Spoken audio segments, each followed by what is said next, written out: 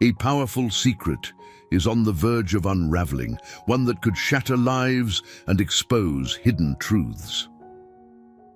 Michael Johnson, the brilliant and calculating CEO, thought he had control over every aspect of his world, until the day a young nurse whispered a warning that would change everything.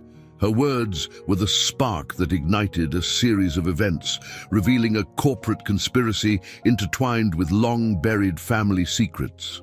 Now, faced with betrayal from within and the shocking realization of who this mysterious nurse truly is, Michael finds himself at a crossroads where his past and present collide. As he races against time to protect his empire and uncover the full extent of the deception, one thing becomes clear: nothing is as it seems, and the stakes are higher than ever. The truth he seeks could destroy everything he's built, or it could redefine the meaning of family. What happens next will leave you breathless. The rhythmic beeping of medical equipment filled the air as Michael Johnson's eyes fluttered open. The stark white ceiling of the hospital room came into focus, a harsh reminder of where he was and why. At 57, the billionaire CEO of Tech Vision Enterprises never expected to find himself here, recovering from a heart attack that had nearly claimed his life. As awareness crept back into his body, Michael became acutely aware of the dull ache in his chest. He shifted slightly, the crisp hospital sheets rustling beneath him. The movement caught the attention of a young nurse who had been quietly checking his vitals. "Mr. Johnson, you're awake," she said, her voice soft but clear. "How are you feeling?" Michael blinked, focusing on the nurse. She was petite with warm brown eyes that seemed oddly familiar. Her name tag read, Emily.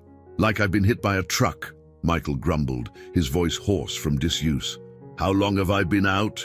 Emily checked her chart. 3 days, Mr. Johnson. You gave everyone quite a scare." Michael's eyes widened. 3 days? I need to get out of here.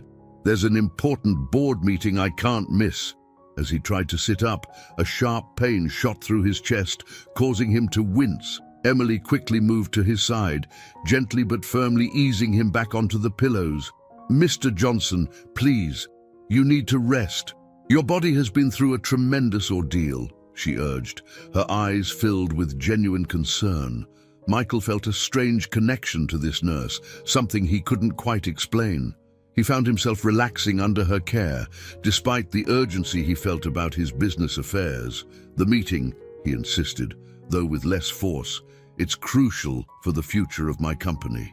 Emily bit her lip, seeming to wrestle with something internally.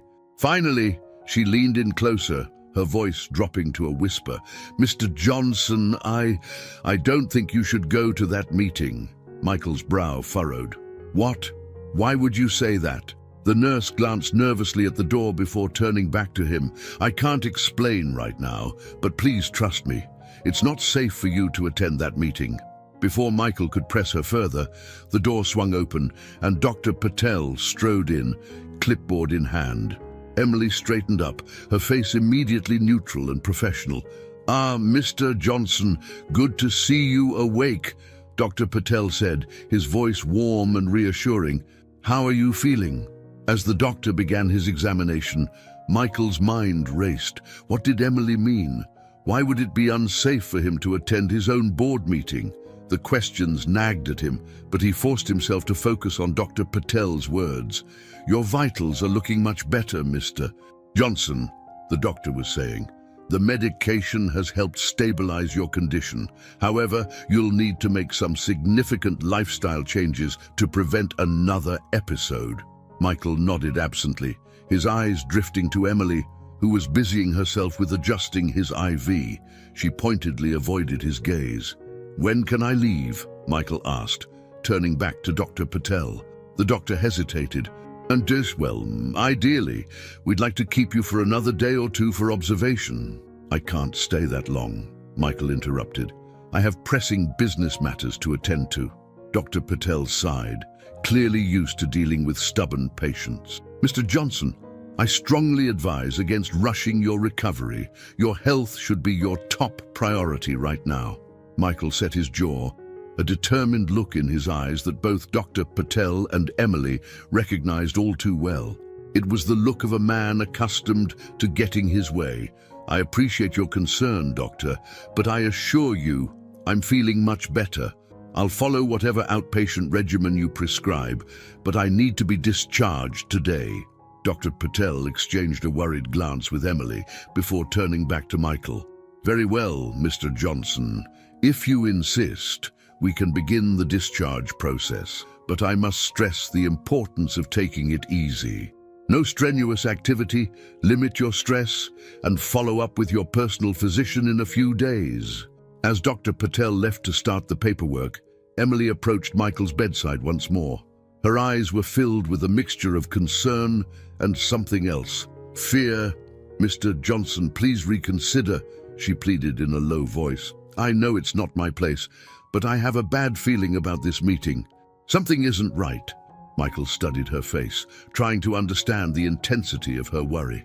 "Emily, I appreciate your concern, but you don't understand. This meeting could determine the future of my company. I've worked too hard for too long to let a little health scare derail everything." Emily opened her mouth as if to argue further, but seemed to think better of it. Instead, she nodded resignedly and began helping Michael prepare for discharge. As Michael changed out of his hospital gown and back into his designer suit, he couldn't shake the unsettling feeling Emily's warning had stirred in him. He'd built his empire on trusting his instincts, and right now, those instincts were screaming that something was amiss. Still, he pushed the thoughts aside. He had a company to run, and he couldn't let vague warnings from a well-meaning but uninformed nurse deter him from his responsibilities. As Emily helped him into a wheelchair, hospital policy for all discharged patients, Michael caught her gaze one last time. "Thank you for your care, Emily. I won't forget your kindness." Emily's eyes softened, and for a moment, Michael thought he saw them glisten with unshed tears. "Please be careful, Mr. Johnson, and if you need anything at all, don't hesitate to call the hospital and ask for me." Michael nodded, touched by her genuine concern. As he was wheeled out of the hospital, he couldn't shake the feeling that this wouldn't be the last time he saw Emily. Little did he know just how prophetic that feeling would prove to be. Outside, the hustle and bustle of New York City assaulted his senses. Car horns blared, people rushed by on the sidewalk, and the autumn air carried a crisp chill that made Michael pull his jacket tighter around himself. His chauffeur, Thomas, was waiting with the car. "Good to see you up and about, sir," Thomas said, helping Michael into the back seat of the sleek black sedan. "Thank you, Thomas," Michael replied, settling into the plush leather seat. "Take me to the office, please. We have a lot of work to do." As the car pulled away from the curb, Michael's mind raced with thoughts of the upcoming board meeting. He had no idea of the storm that was about to engulf his life, threatening everything he had built and revealing secrets long buried. The New York skyline loomed before him, a concrete jungle full of promise and peril. Michael Johnson, titan of industry, was about to embark on the most challenging journey of his life, one that would test not just his business acumen, but the very foundations of who he was as a person. Little did he know, the young nurse named Emily held the key to unraveling a mystery that would shake his world to its core.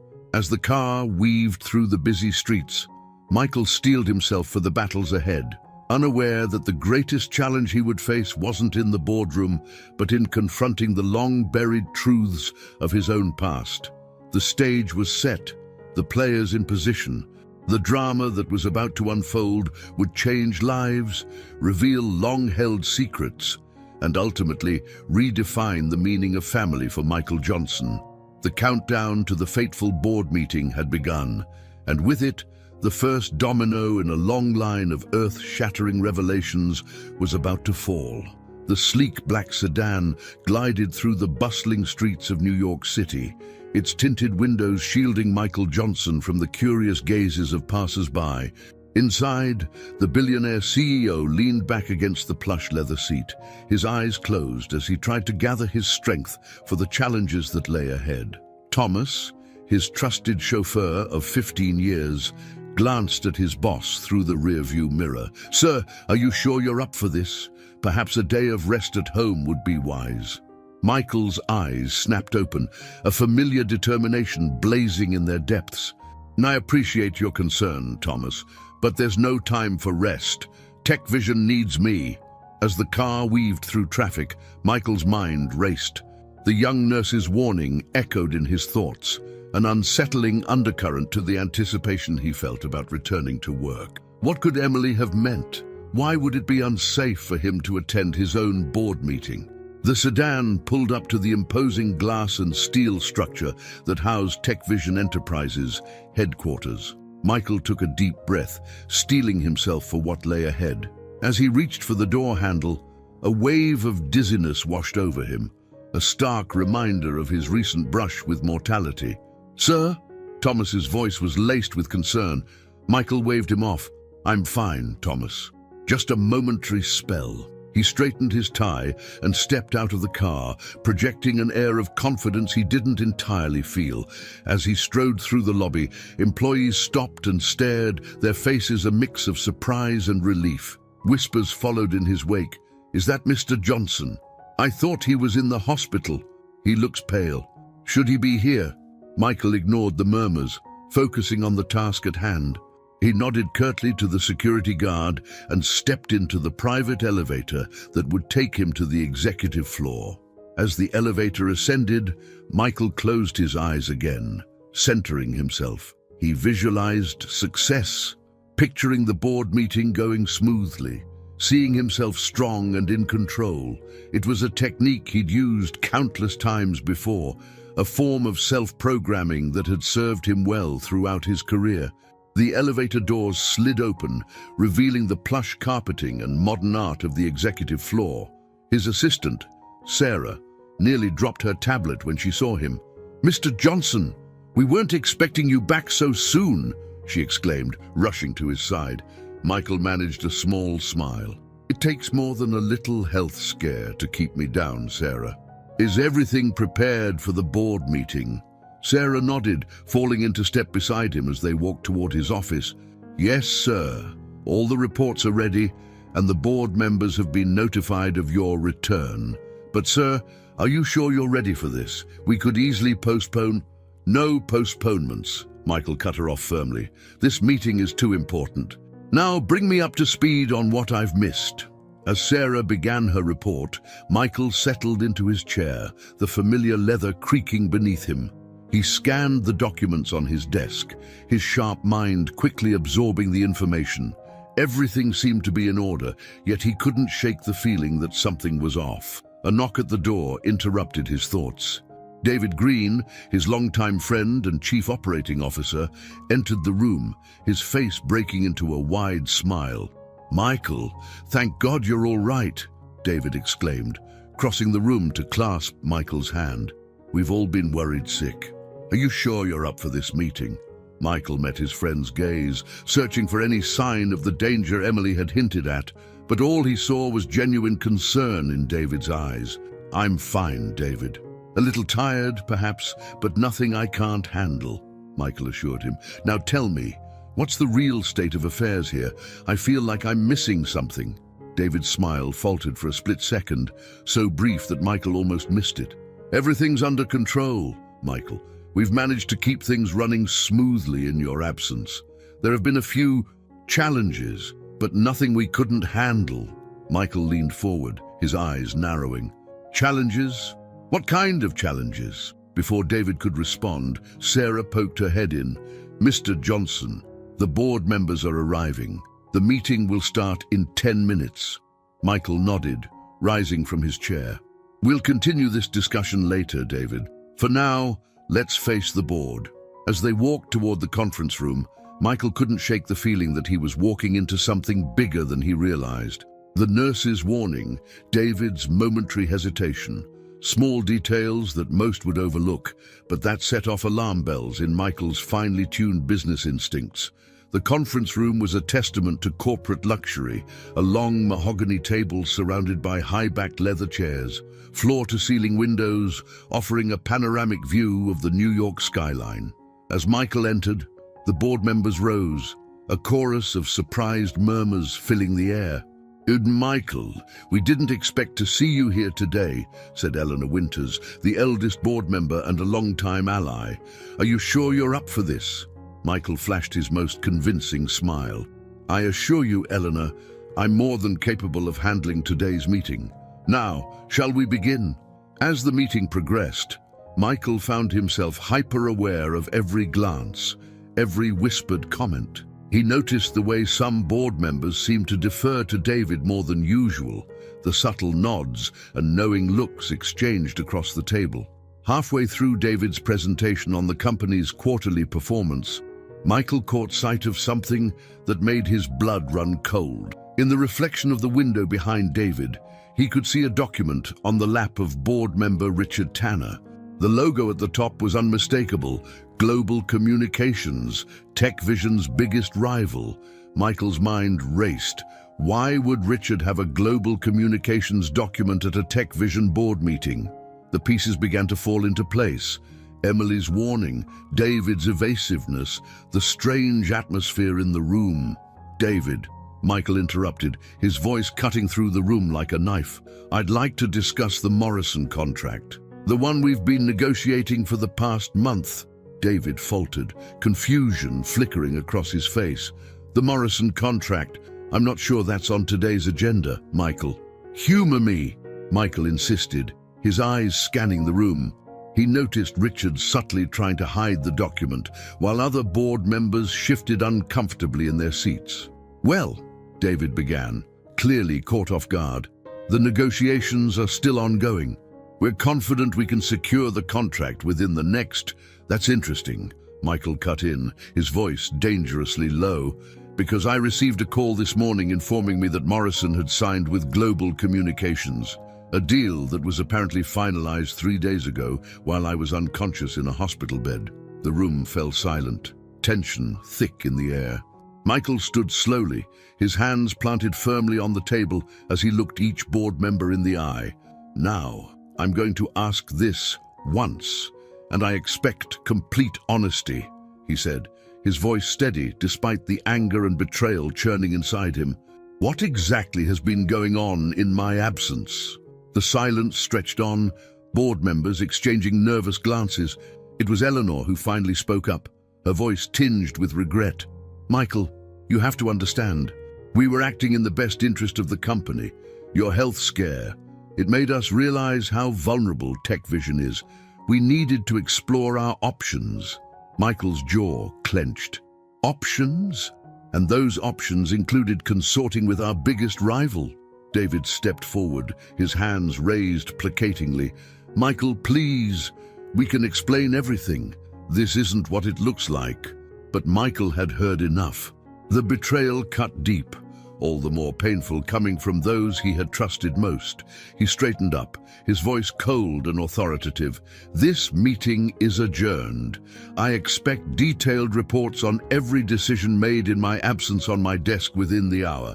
And as of this moment, all of you are suspended pending a full investigation." As the board members filed out, a mixture of shame and defiance on their faces, Michael remained standing at the head of the table.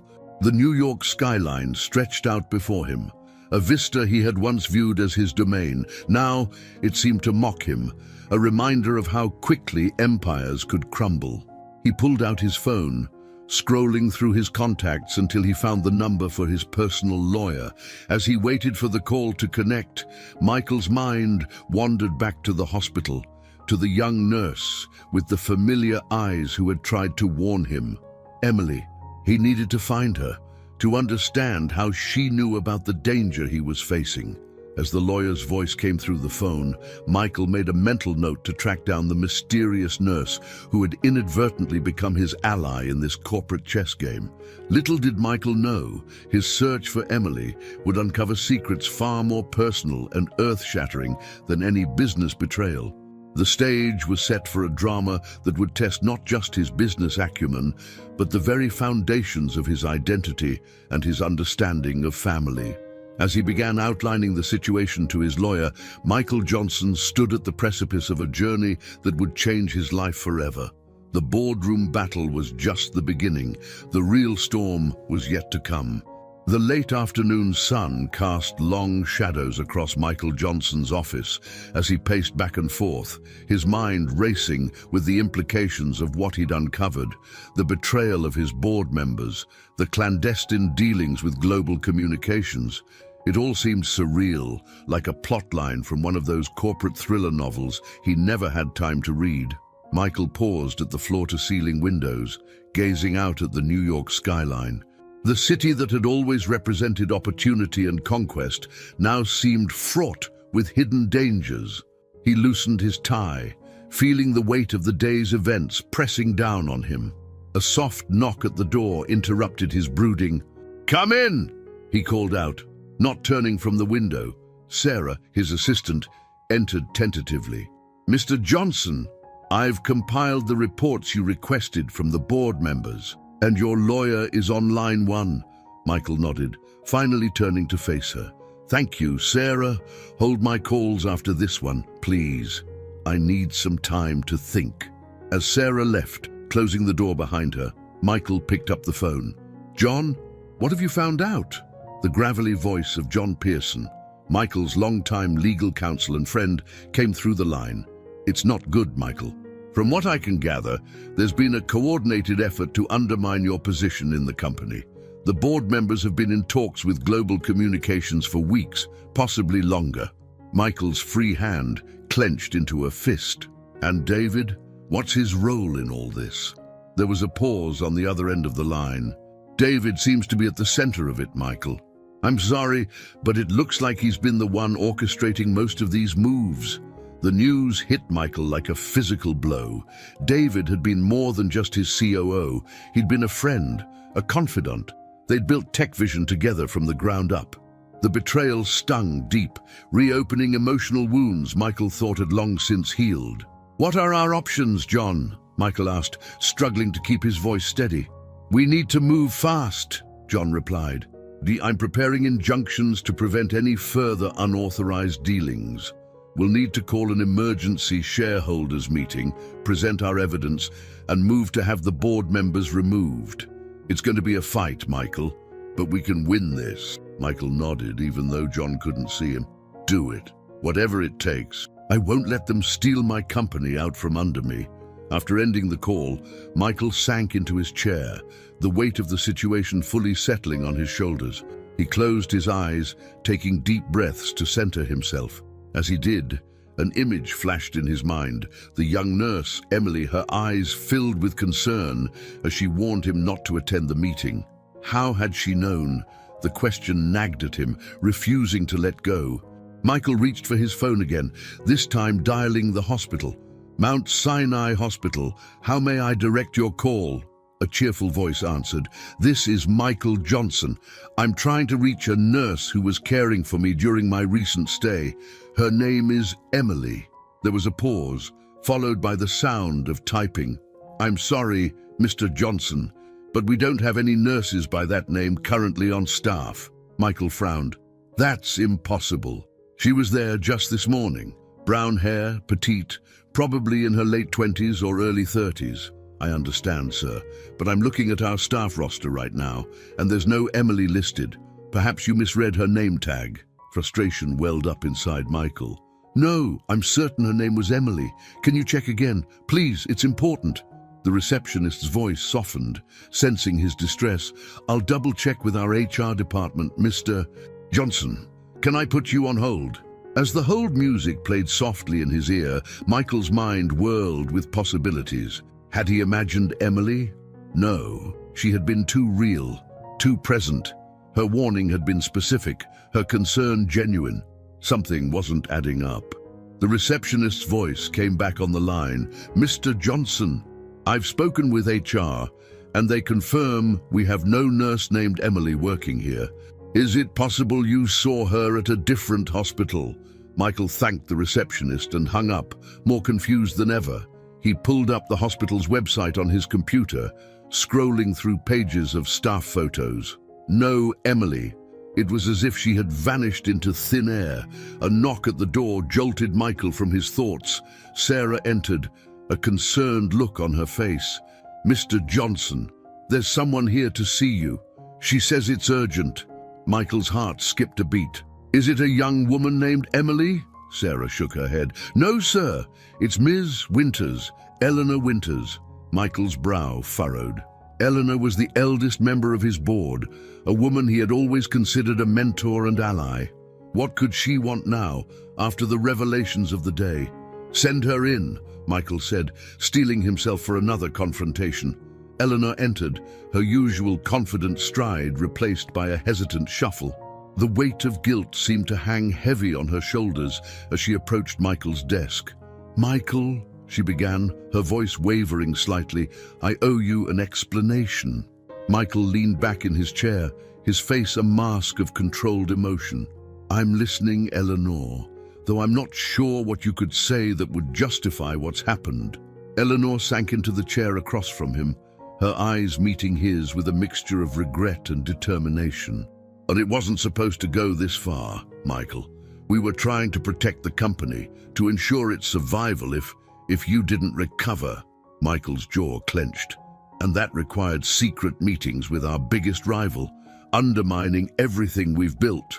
You have to understand," Eleanor pleaded. "When you had that heart attack, it scared us all. We realized how vulnerable the company was, how dependent it had become on you.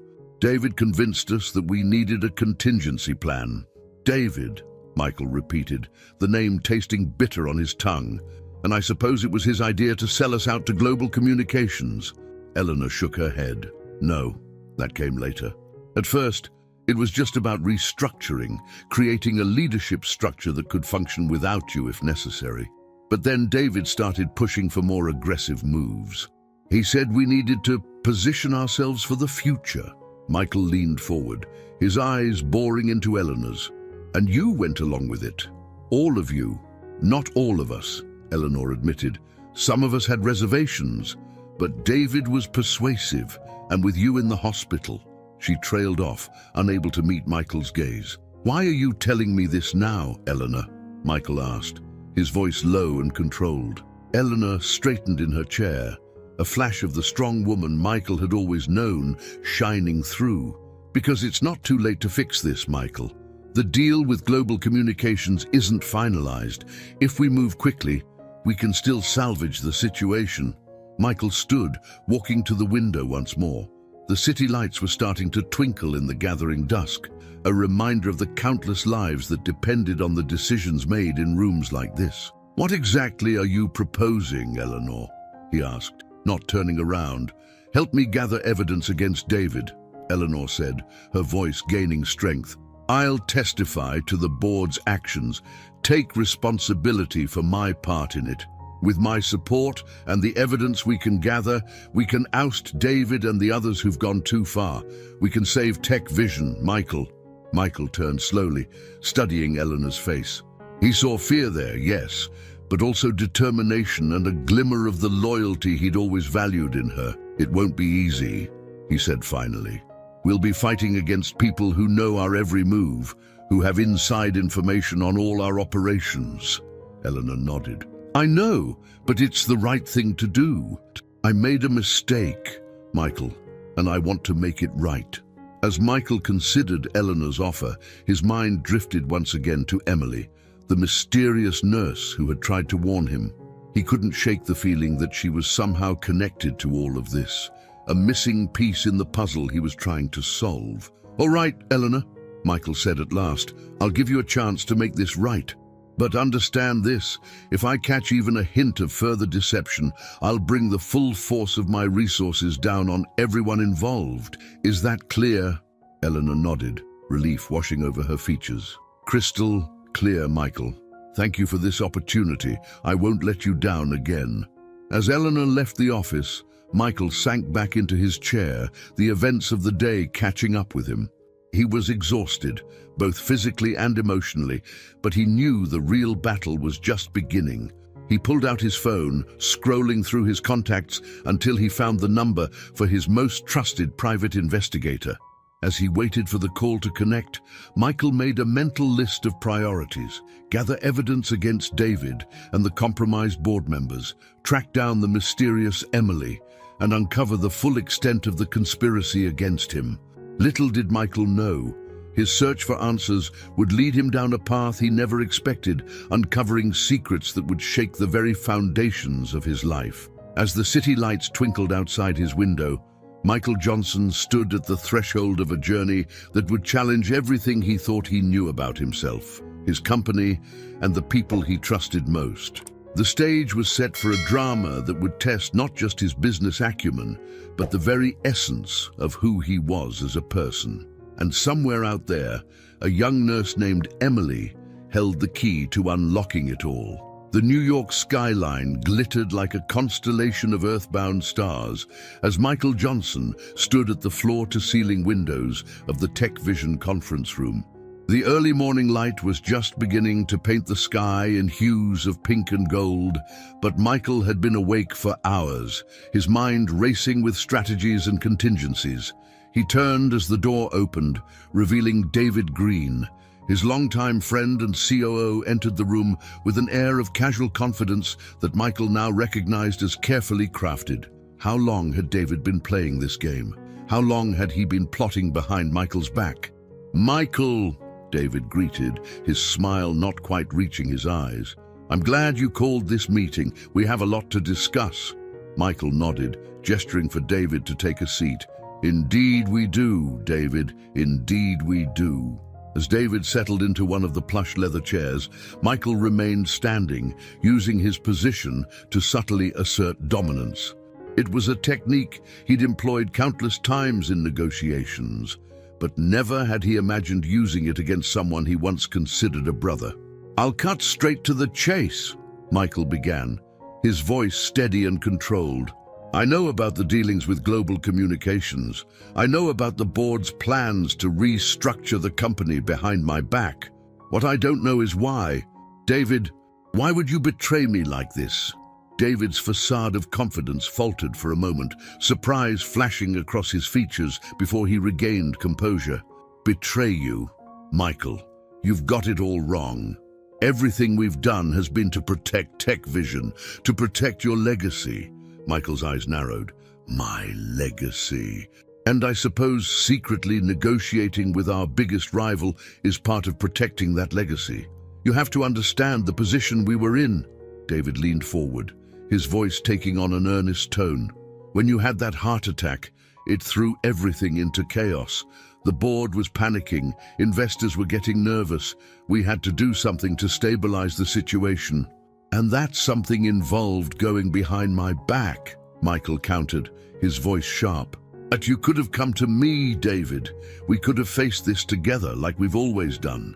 David shook his head, a hint of frustration creeping into his voice. "You weren't there, Michael. You were lying in a hospital bed, and none of us knew if you were going to make it. We had to act fast to prevent a nosedive in stock prices and keep our major contracts from jumping ship." Michael paced the length of the conference room, his mind working to process David's explanation. Part of him wanted to believe his friend, to accept that this was all just a misunderstanding born out of a crisis, but the businessman in him, the part that had built Tech Vision from the ground up, knew better. "And the deal with Global Communications?" Michael asked, turning to face David once more. "How does that fit into your plan to protect the company?"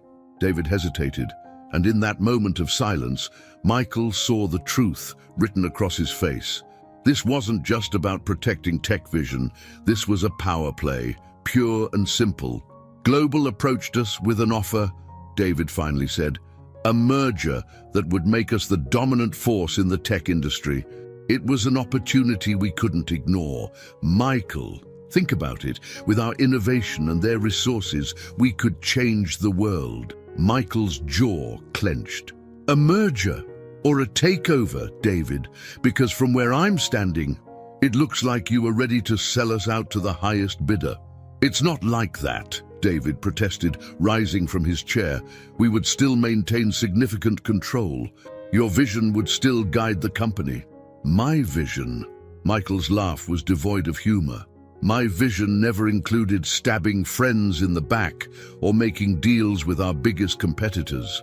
My vision was about innovation, about creating technology that improves lives.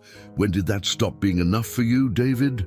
The two men stood facing each other, the tension in the room thick enough to cut with a knife. Years of friendship and shared dreams hung in the balance, teetering on the edge of irreparable damage. What happens now? David asked, his voice quiet but defiant. Michael took a deep breath, centering himself. When he spoke, his voice was calm and resolute. Now, you have a choice to make. You can either help me undo the damage you've done, come clean about everything that's happened, or you can walk out that door and prepare for the fight of your life. Because make no mistake, David, I will not let you or anyone else take my company from me. David's eyes widened, a flicker of the old respect and admiration passing across his face. You really think you can win this fight?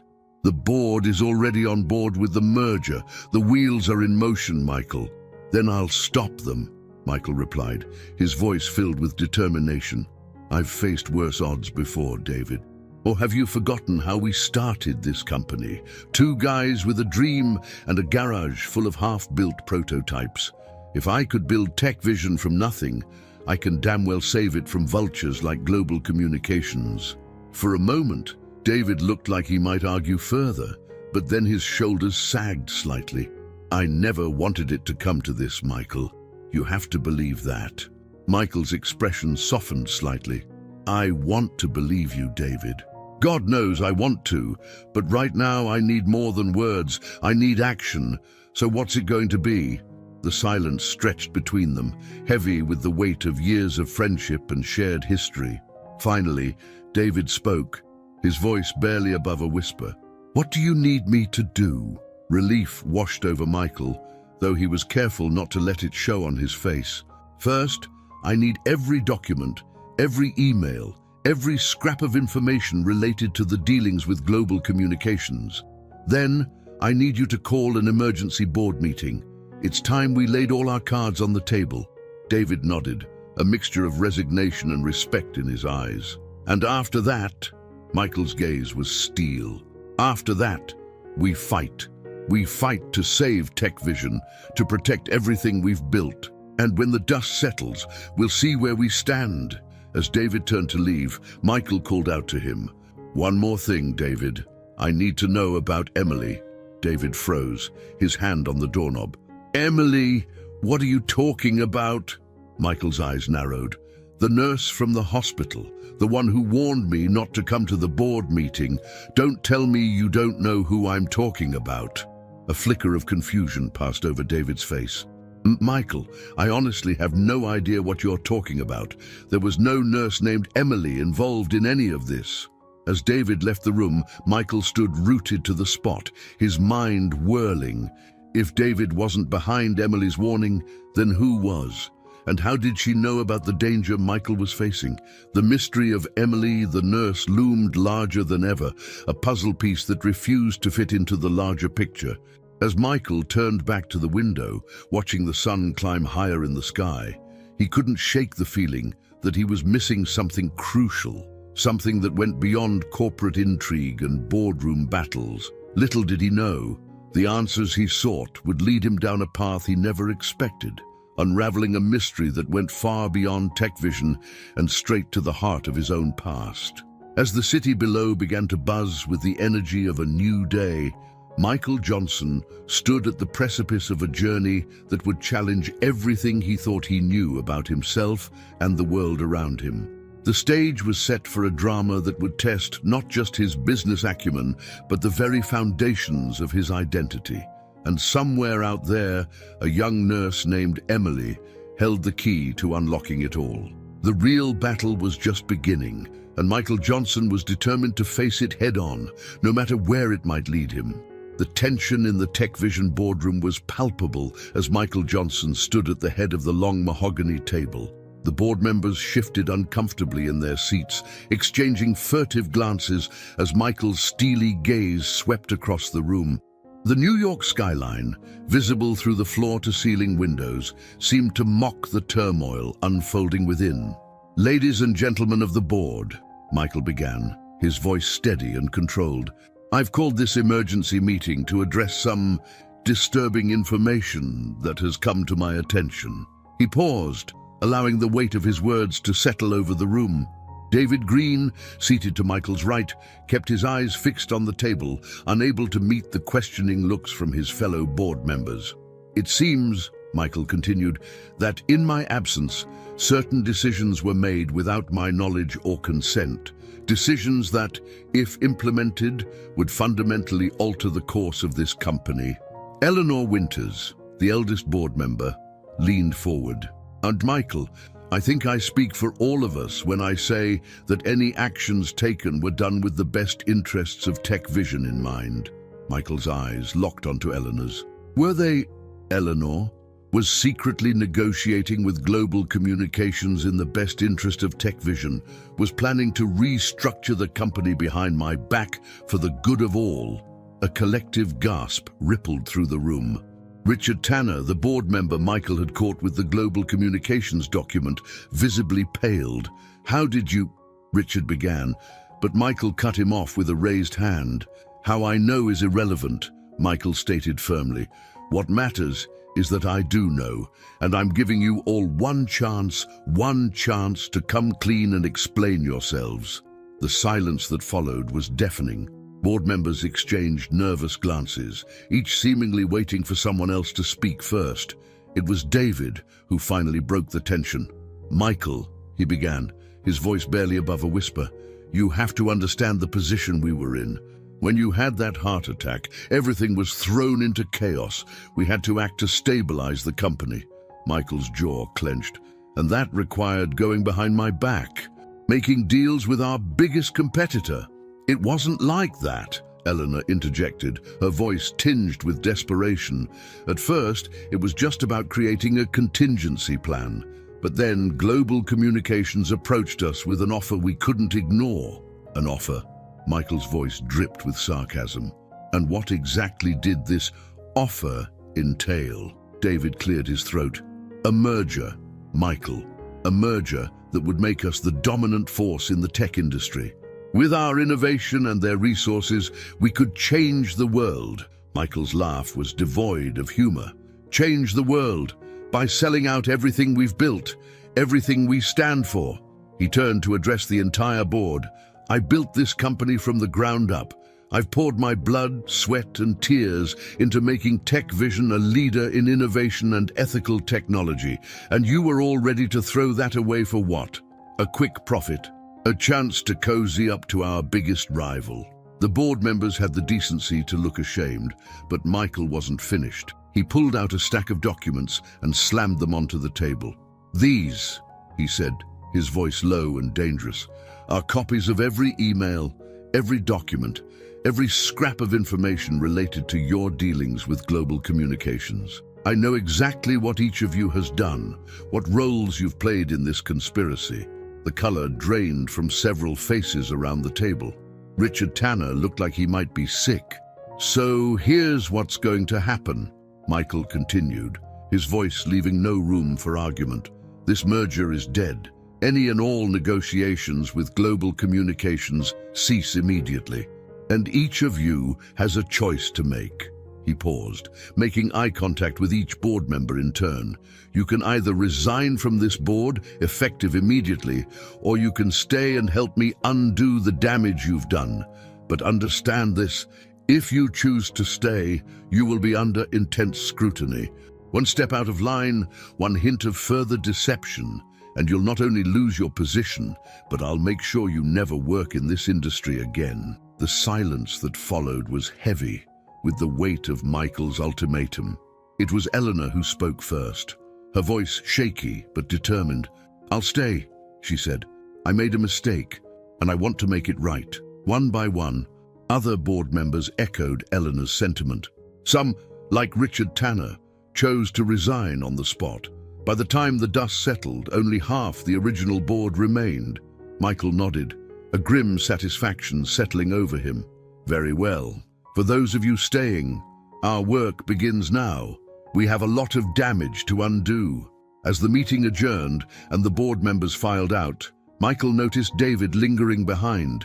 When they were alone, David approached, his face a mask of regret and uncertainty. "Michael," he began, "I know I've betrayed your trust. I understand if you want me to resign as well."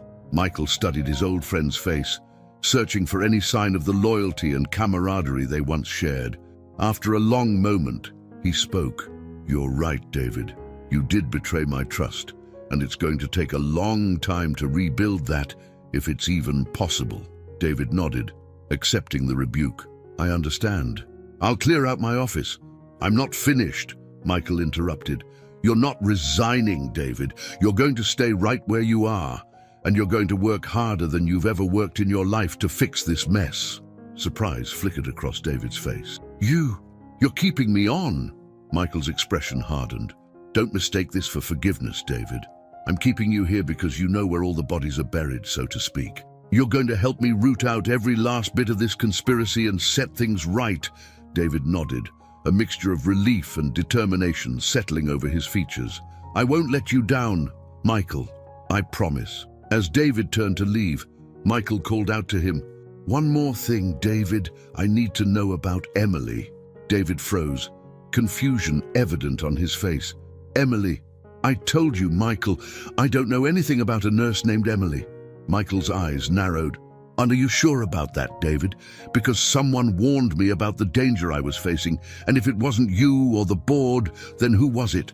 David shook his head. "I swear, Michael, I have no idea what you're talking about. Maybe you imagined it. You were under a lot of stress in the hospital." As David left the room, Michael turned to the windows, his mind racing. If David and the board weren't behind Emily's warning, then who was she? And how did she know about the conspiracy? The mystery of Emily the nurse loomed larger than ever, a puzzle piece that refused to fit into the larger picture. As Michael watched the bustling city below, he couldn't shake the feeling that he was missing something crucial, something that went beyond corporate intrigue and boardroom battles. Little did he know, the answers he sought would lead him down a path he never expected, unraveling a mystery that went far beyond tech vision and straight to the heart of his own past. As the sun climbed higher in the sky, casting long shadows across the city, Michael Johnson stood at the precipice of a journey that would challenge everything he thought he knew about himself and the world around him. The stage was set for a drama that would test not just his business acumen, but the very foundations of his identity. And somewhere out there, a young nurse named Emily held the key to unlocking it all. The real battle was just beginning, and Michael Johnson was determined to face it head-on, no matter where it might lead him. As he turned back to his desk, Michael's resolve hardened. He picked up his phone and dialed a number he hadn't used in years. "Jack? It's Michael Johnson. I need your help with something discreet. How soon can you meet me?" The voice on the other end of the line responded quickly, and Michael nodded. "Good. I'll see you in an hour. And Jack, come prepared. We've got a mystery to solve." As he hung up the phone, Michael felt a strange mix of anticipation and dread. He was about to embark on a journey that would either save everything he'd built or tear it all down. But one thing was certain. He would get to the bottom of this mystery, no matter the cost. The game was afoot, and Michael Johnson was ready to play. The bustling streets of New York City faded into a blur as Michael Johnson's sleek black sedan weaved through traffic. He sat in the back, his eyes fixed on the passing scenery without really seeing it, his mind consumed with the mystery that had engulfed his life. "Where to, Mr. Johnson?" Thomas, his longtime chauffeur, asked from the front seat. "The Gramercy Park Hotel," Michael replied, his voice distant. "I'm meeting an old friend." As the car pulled up to the historic hotel, Michael straightened his tie and took a deep breath. He was about to dive headfirst into an investigation that could change everything, and he needed to be prepared. The hotel lobby was a study in understated elegance, all dark wood and muted colors. Michael scanned the room, his eyes finally landing on a figure seated in a corner booth of the bar. Jack Donovan hadn't changed much in the years since Michael had last seen him, still lean and wiry, with piercing blue eyes that missed nothing. "Michael," Jack greeted, standing to shake his hand. "It's been a while." Michael nodded, sliding into the booth across from his old friend. "Too long, Jack. I appreciate you meeting me on such short notice." Jack waved off the thanks. "When Michael Johnson calls asking for help, you answer. Now, what's this all about?" Michael leaned forward, lowering his voice. "What I'm about to tell you doesn't leave this room. I need your word on that, Jack." Jack's expression turned serious. "You have it." "What's going on, Michael?" Over the next hour, Michael laid out the whole story: the heart attack, the mysterious nurse named Emily, the conspiracy within Tech Vision, and the lingering questions that kept him up at night. Jack listened intently, his brow furrowing deeper with each revelation. When Michael finished, Jack let out a low whistle. "That's quite a tale, Michael. And you're sure this nurse, Emily, isn't connected to the board's machinations?" Michael shook his head. "I've been over it 100 times. Nobody on the board seems to know anything about her. It's like she appeared out of thin air, warned me, and then vanished." Jack leaned back, his mind clearly working overtime. "All right, let's approach this systematically. We need to track down this Emily." "You said the hospital has no record of her?" "None," Michael confirmed. "I've called multiple times, spoken to HR, even had my assistant go down there in person. There's no nurse named Emily matching her description." Jack nodded, pulling out a small notebook. "Okay, give me every detail you can remember about her. Age, height, distinguishing features, anything at all." Michael closed his eyes, picturing Emily's face. Mid to late 20s, I'd say. Petite, maybe 5'4" or 5'5". Brown hair, warm brown eyes. There was something familiar about her eyes, but I can't place it. As Michael continued describing Emily, Jack jotted down notes, occasionally asking for clarification. When Michael finished, Jack tapped his pen against the notebook thoughtfully. "It's not much to go on, but it's a start," he said. "I'll run her description through some databases, see if we can get any hits. In the meantime, I want to look into this global communications angle. Something doesn't add up there." Michael nodded in agreement. "I thought the same thing. Why would they suddenly offer a merger after years of cutthroat competition?" "Exactly," Jack said, a glint in his eye. "I've got some contacts in corporate intelligence. I'll see what I can dig up on Global's recent activities, any whispers of big moves or shake-ups." As they continued to discuss strategy, Michael felt a weight lifting from his shoulders. For the first time since this ordeal began, he felt like he was making progress, like he had an ally in this fight. "There's one more thing, Jack," Michael said as their meeting wound down. "I can't shake the feeling that Emily is connected to all of this somehow. Not just the corporate stuff, but something deeper, something personal." Jack studied his friend's face carefully. "What makes you say that?" Michael shook his head, frustrated. "I don't know. It's just a gut feeling. The way she looked at me, the concern in her voice, it felt like more than just a nurse worried about a patient." Jack nodded slowly. "I've learned to trust your instincts, Michael. If you think there's a personal angle here, we'll explore it. Is there anyone from your past who might have a reason to get involved in this? An old flame, an estranged family member?" Michael's mind raced through possibilities, but nothing clicked. "I can't think of anyone. My parents are gone, no siblings. I've had relationships, but nothing that ended badly enough to warrant this kind of involvement." "All right," Jack said, closing his notebook. "We'll keep that avenue open, but for now, let's focus on what we can track down concretely. I'll get started on the Emily search and the global communications intel. You focus on keeping Tech Vision stable and watching your back. We don't know how deep this conspiracy goes." As they stood to leave, Jack placed a hand on Michael's shoulder. "We'll figure this out, Michael. Just like old times, eh?" Michael managed a small smile. "Just like old times. Thanks, Jack. I owe you one." "You owe me several," Jack quipped with a wink. "But who's counting?" As Michael watched Jack disappear into the New York crowd, he felt a renewed sense of purpose. The mystery of Emily and the Tech Vision conspiracy was far from solved, but for the first time, he felt like he was on the right track. Back at Tech Vision headquarters, Michael threw himself into damage control. He spent hours in meetings, reassuring key investors, smoothing over ruffled feathers with important clients, and working with the remaining board members to chart a new course for the company. It was late in the evening when Michael finally found a moment to breathe. He stood at the windows of his office, looking out at the city lights twinkling in the darkness. His phone buzzed with a text from Jack. Found something interesting. Meet tomorrow, same place, 8 a.m.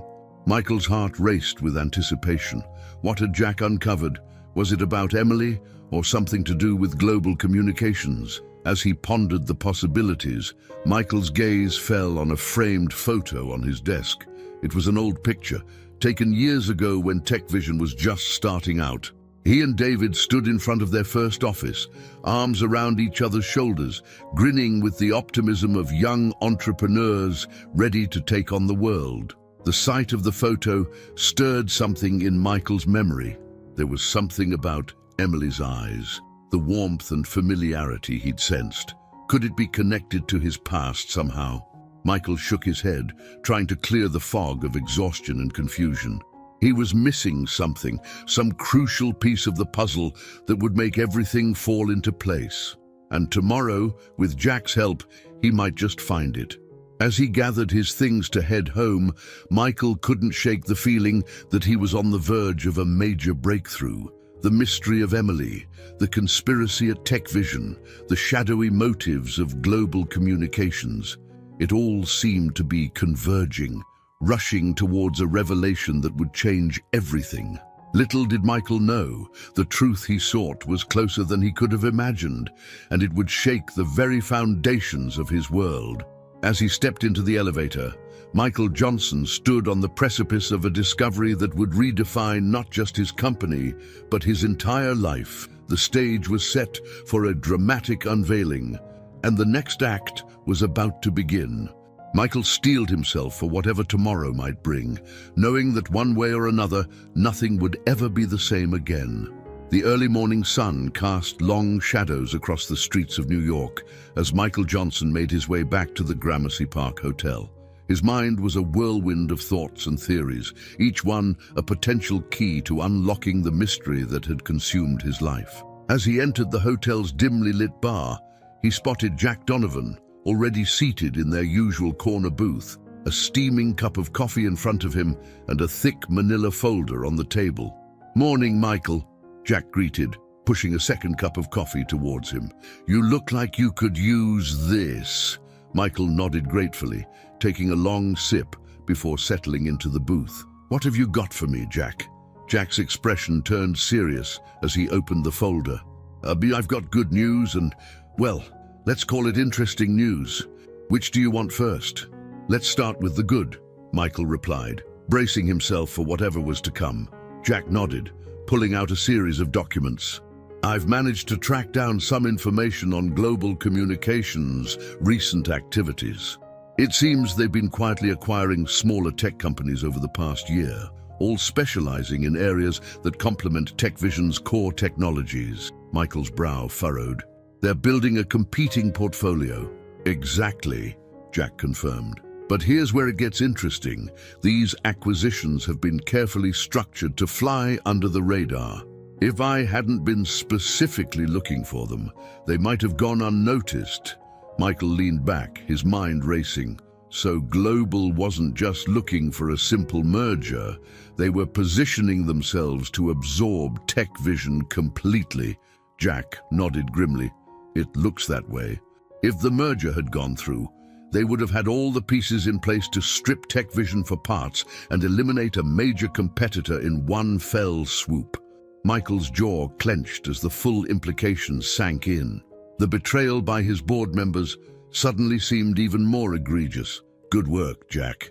This information could be crucial in protecting Tech Vision moving forward." "There's more," Jack said, his tone shifting. "And I also found something about your mysterious nurse, Emily." Michael leaned forward, his heart racing. "What did you find?"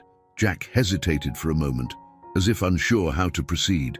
"Michael, what I'm about to tell you, it's going to come as a shock. Are you sure you're ready for this?" Michael nodded, steeling himself. "I need to know, Jack. Whatever it is." Jack took a deep breath before continuing. "They ran the description you gave me through various databases, cross-referencing with hospital employee records across the city. There was no exact match, but I did find something unexpected." He pulled out a photograph and slid it across the table. Michael's breath caught in his throat as he looked at the image. It was a young woman, her features strikingly similar to the Emily he remembered from the hospital. "This is Emily Parker," Jack explained. "Well, she's a nursing student at NYU, set to graduate next year." But Michael, that's not all. Michael tore his gaze away from the photo to look at Jack. "What else?" Jack's voice was gentle as he delivered the news that would change everything. "Emily Parker is your daughter, Michael." The world seemed to tilt on its axis as Michael struggled to process Jack's words. "My daughter? That's impossible. I don't have any children." Jack pushed another document across the table, a birth certificate. "Emily Parker, born 28 years ago to Samantha Parker and Michael Johnson." Michael's hands shook as he picked up the birth certificate, his eyes fixed on the names listed as parents. "Samantha. I remember her. We dated briefly in college, but she told me she'd had a miscarriage." "It seems she lied," Jack said softly. "From what I've been able to piece together, Samantha's mother, Elena, forced her to give you up and lie about the pregnancy. She raised Emily as a single mother." Michael's mind reeled with the implications. A daughter. He had a daughter he'd never known about, a child who had grown up without him. And now, somehow, she had inserted herself into his life at a crucial moment. "But why now?" Michael asked, his voice barely above a whisper. Why would she come to me like this? Warn me about the board meeting?" Jack shook his head. "That's still unclear, but there's more. Michael, Samantha Parker. She passed away 5 years ago. Cancer." The news hit Michael like a physical blow. Samantha, the vibrant, passionate young woman he'd known in college, was gone, and their daughter, the child he'd never known, had lost her mother. "And I need to find her, Jack," Michael said, his voice filled with a new determination. "I need to talk to Emily, to understand why she came to me, why she didn't just tell me who she was."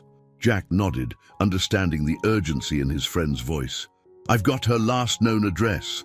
But Michael, you need to be prepared. This isn't going to be an easy conversation." As they left the hotel, Michael's mind was a tempest of emotions.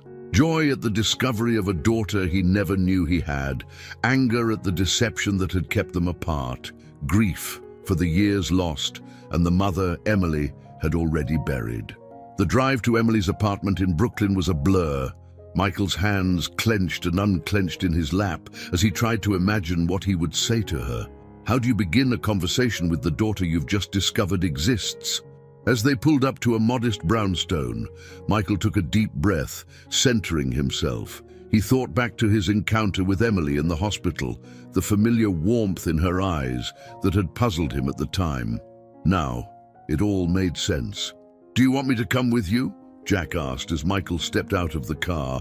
Michael shook his head. "No, I need to do this alone. But thank you, Jack, for everything." As he climbed the steps to Emily's apartment, Michael felt like he was walking into the most important meeting of his life. His hand hovered over the doorbell for a moment before he finally pressed it, the sound echoing in the quiet morning air. Seconds ticked by like hours. Then the door opened and Michael found himself face to face with Emily. The young woman's eyes widened in surprise, a mix of emotions flashing across her face. Fear, hope, uncertainty. "Mr. Johnson," she said, her voice barely above a whisper. I didn't expect to see you here." Michael's voice was thick with emotion as he spoke the words he never thought he'd say. "Hello, Emily. I think we need to talk." Emily's eyes filled with tears as she nodded, stepping back to let him in. As Michael crossed the threshold, he knew he was stepping into a new chapter of his life, one that would redefine everything he thought he knew about family, love, and the true meaning of success. The door closed behind them, and father and daughter stood face to face, 28 years of secrets and unspoken words hanging in the air between them. The stage was set for a conversation that would change both their lives forever, a reckoning with the past and a tentative step towards a future neither of them had ever imagined. As Emily led him into her small living room, Michael's eyes took in every detail: the framed nursing degree on the wall, the photos of Samantha scattered around the room, the nervous energy radiating from his newfound daughter. "Please, sit down," Emily said, gesturing to the couch. Her voice trembled slightly, betraying the calm exterior she was trying to maintain. Michael lowered himself onto the couch, his eyes never leaving Emily's face. Now that he knew the truth, he could see traces of himself in her features, the shape of her eyes, the determined set of her jaw. How did you find out?" Emily asked, perching on the edge of an armchair across from him. Michael took a deep breath. "I hired a private investigator to look into your warning at the hospital. He uncovered the truth about your birth certificate, about Samantha." Emily nodded, her eyes downcast. "I'm sorry for the deception, Mr. Johnson. I didn't know how else to approach you." "Please," Michael said softly, "call me Michael, or whatever you're comfortable with." The words hung in the air between them, the unspoken "father" echoing in the silence. Emily's eyes filled with tears. "I've wanted to tell you for so long, Mom. She made me promise not to before she died. She was afraid of disrupting your life, of causing a scandal." Michael leaned forward, his voice gentle. "Emily, I need you to know that if I had known about you, if Samantha had told me the truth all those years ago, I would have been there. I would have been a part of your life." A sob escaped Emily's throat. "I know. Mom told me. In the end, she regretted the lie, but she was too afraid to undo it." As the morning wore on, father and daughter began the delicate process of getting to know each other. Emily shared stories of her childhood, of Samantha's battle with cancer, of her own journey to become a nurse. Michael listened with rapt attention, his heart aching for all the moments he had missed. In turn, Michael opened up about his life, the building of Tech Vision, and the recent turmoil that had brought them together. Emily's eyes widened as she realized the full scope of what her warning had prevented. "I overheard 2 board members talking at the hospital," she explained. "I knew I had to warn you, but I was afraid you wouldn't believe me if I just came out and told you who I was." As the sun climbed higher in the sky, casting warm light through the apartment windows, Michael and Emily found themselves laughing over shared mannerisms, marveling at genetic traits passed down. But beneath the tentative joy of their reunion, Michael could sense an undercurrent of pain and uncertainty. 28 years of absence couldn't be erased in a single morning.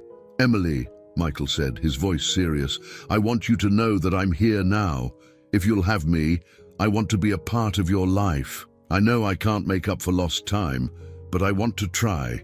Emily's eyes shimmered with tears as she nodded. "I'd like that, Dad." The word sent a jolt through Michael's heart. He reached out, tentatively taking Emily's hand in his own. It was a small gesture, but it felt like the beginning of something monumental. As they continued to talk, the outside world faded away. The corporate intrigue, the betrayals, the looming battles, all of it seemed insignificant in the face of this newfound connection. But even as Michael reveled in the joy of discovering his daughter, a part of his mind couldn't help but wonder about the implications. How would this affect Tech Vision? What would the board say? And most pressingly, how did Emily fit into the larger picture of the conspiracy he was unraveling? These questions would need answers. But for now, Michael pushed them aside. In this moment, he wasn't Michael Johnson, CEO of Tech Vision.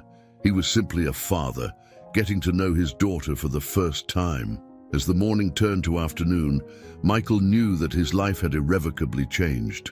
The road ahead would be challenging, filled with obstacles, both personal and professional. But for the first time in years, he felt a sense of purpose that went beyond business success. With Emily by his side, Michael was ready to face whatever came next. The mystery of her appearance in his life had been solved, but a new chapter was just beginning, one that promised to be the most important of his life. As father and daughter continued to talk, laugh, and slowly bridge the gap of years lost, the world outside the apartment faded into insignificance. For now, all that mattered was this moment, this connection, and the promise of a future neither of them had dared to imagine. As the afternoon sun cast long shadows across Emily's small Brooklyn apartment, Michael Johnson found himself lost in a whirlwind of emotions. The joy of discovering his daughter warred with the pain of lost years and the lingering questions about the circumstances that had kept them apart for so long. Emily sat across from him, her hands nervously fidgeting with a worn photograph. Michael recognized it as one of the many pictures of Samantha scattered around the apartment. His heart ached at the sight of his college sweetheart, forever frozen in time, her smile bright and carefree. "Your mother," Michael began, his voice thick with emotion, "she told me she had a miscarriage. I never knew. I never even suspected." Emily's eyes filled with tears as she nodded. "I know. Mom told me everything before she died. She wanted me to understand why she made the choices she did." Michael leaned forward, his gaze intense. "Can you tell me? I need to know what happened, Emily. Why did Samantha lie?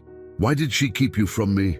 Emily took a deep breath, steeling herself for the story she was about to tell. "It wasn't entirely Mom's decision. My grandmother, Elena, she orchestrated the whole thing." As Emily began to recount the tale, Michael felt himself transported back in time to a world he thought he'd left behind decades ago. 28 years earlier, Samantha Parker paced nervously in her childhood bedroom, her hand resting protectively over her still flat stomach.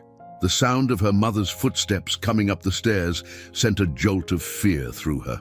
Elena Parker burst into the room, her face a mask of barely contained fury. "Is it true?" she demanded. "Are you pregnant?" Samantha nodded, tears streaming down her face. "Yes, Mom, I'm going to have a baby." "Michael's baby?" Elena's eyes flashed dangerously. "That boy, that nobody with delusions of grandeur? Absolutely not.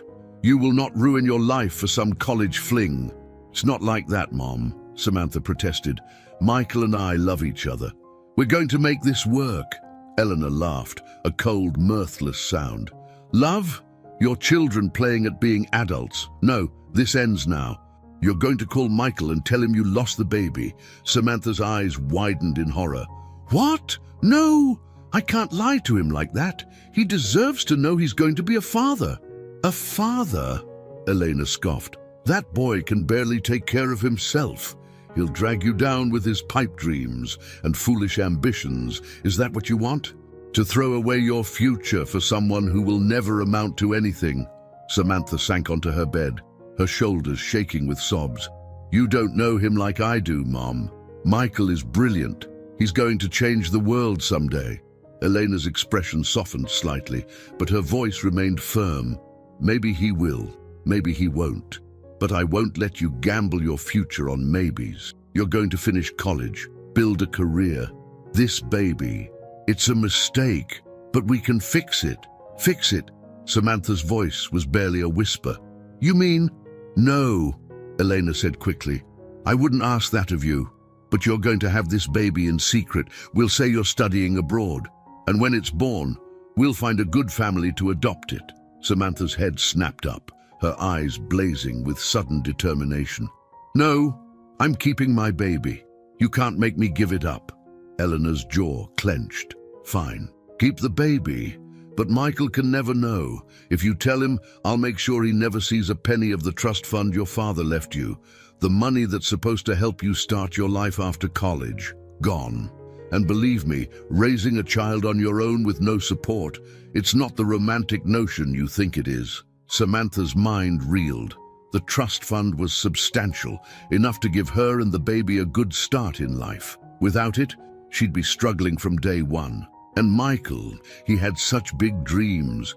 Would he resent her and the baby for holding him back? Think about it, Samantha, Elena pressed.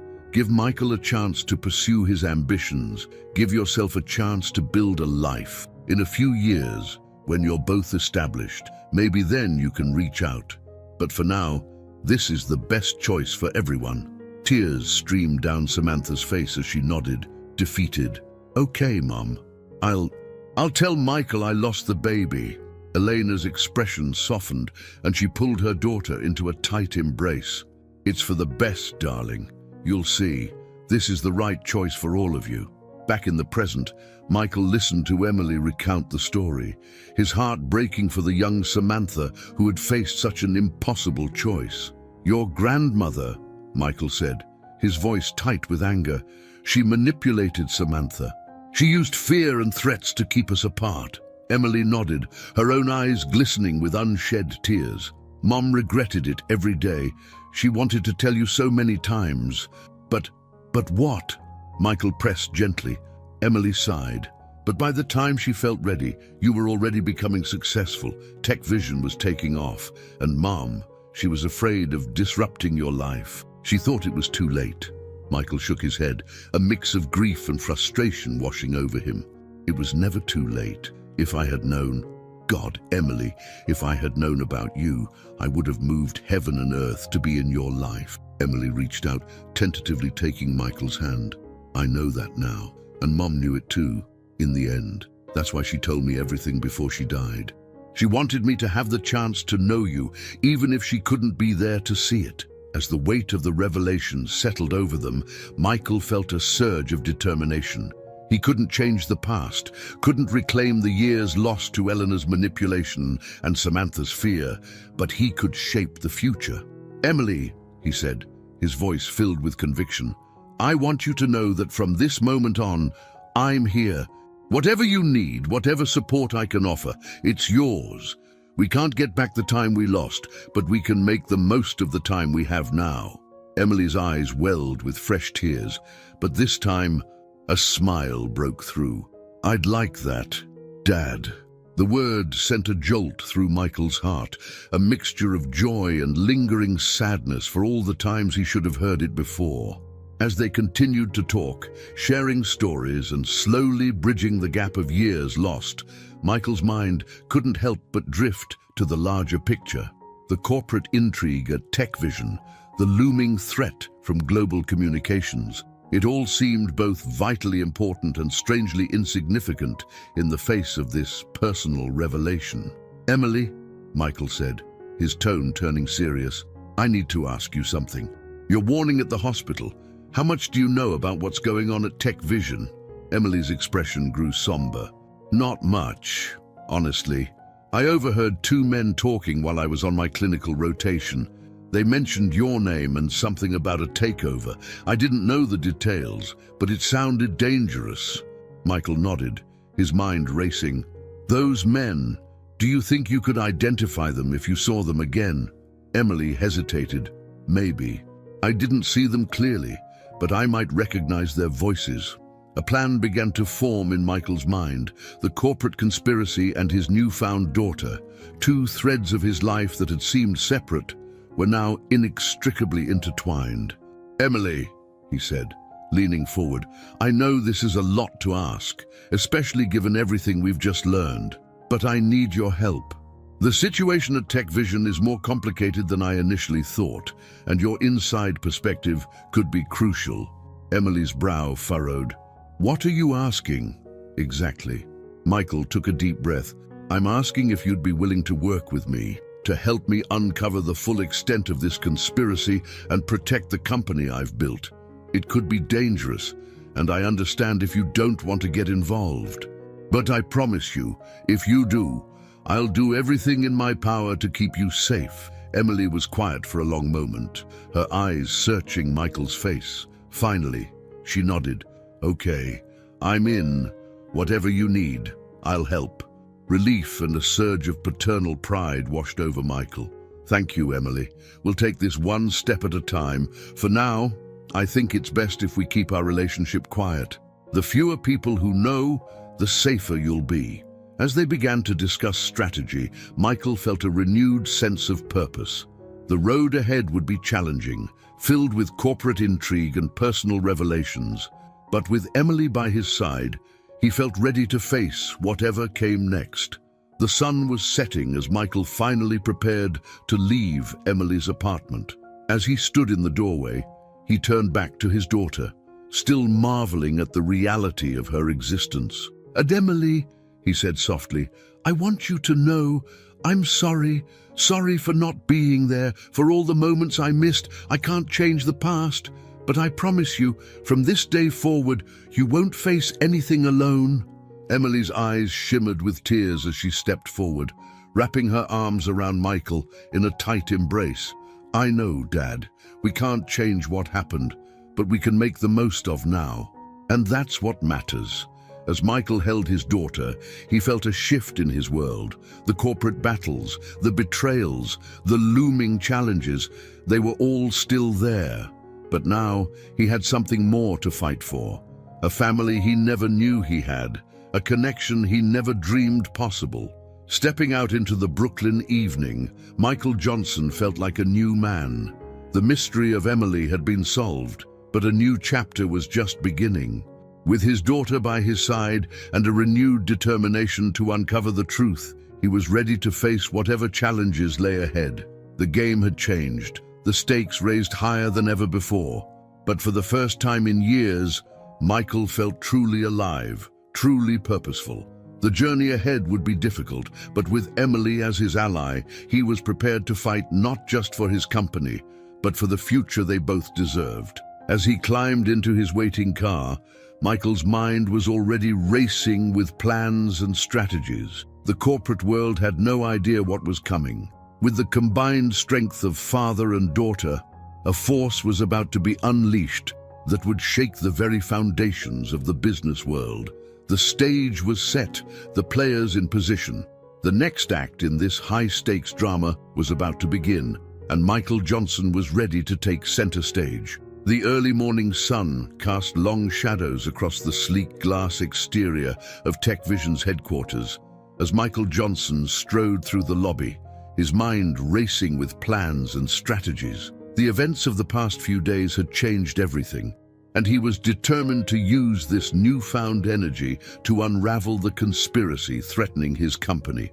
As he stepped into the elevator, Michael's phone buzzed with a text from Emily. "Ready when you are. Let's do this."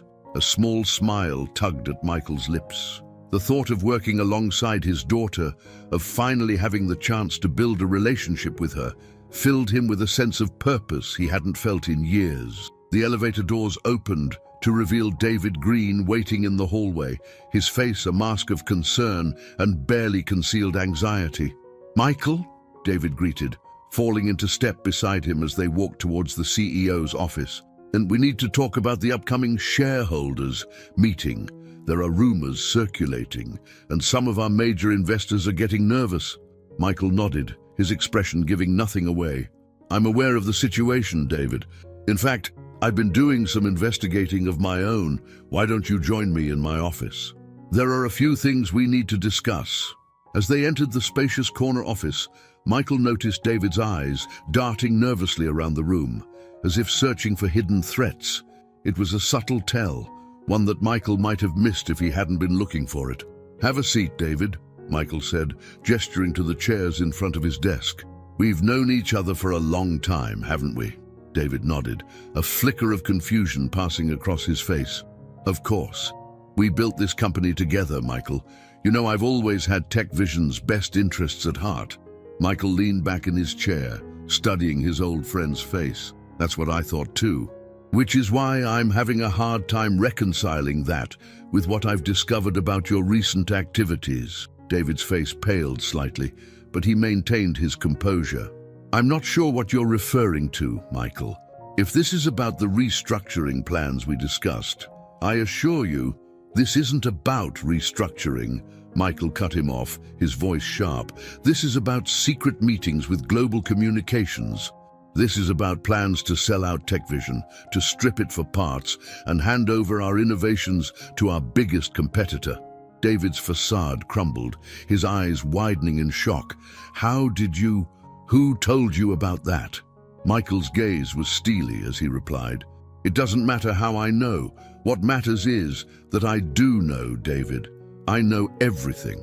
The question is, what are you going to do about it?" For a moment, David looked like he might try to deny it, to concoct some explanation or excuse. But then his shoulders sagged, the weight of his actions finally settling upon him. "I never meant for it to go this far," David said, his voice barely above a whisper. "When you had that heart attack, everything was thrown into chaos. Global approached us with an offer that seemed too good to pass up. I thought I was protecting the company, ensuring its survival if you didn't recover." Michael's jaw clenched, anger and disappointment warring within him. "And when I did recover, when it became clear that Tech Vision wasn't in danger, why continue with this plan, David?" David ran a hand through his hair, his face a mask of regret. It spiraled out of control. Global kept sweetening the deal, promising more and more. Before I knew it, I was in too deep to back out. As David continued to explain, laying bare the extent of his involvement in the conspiracy, Michael's mind raced.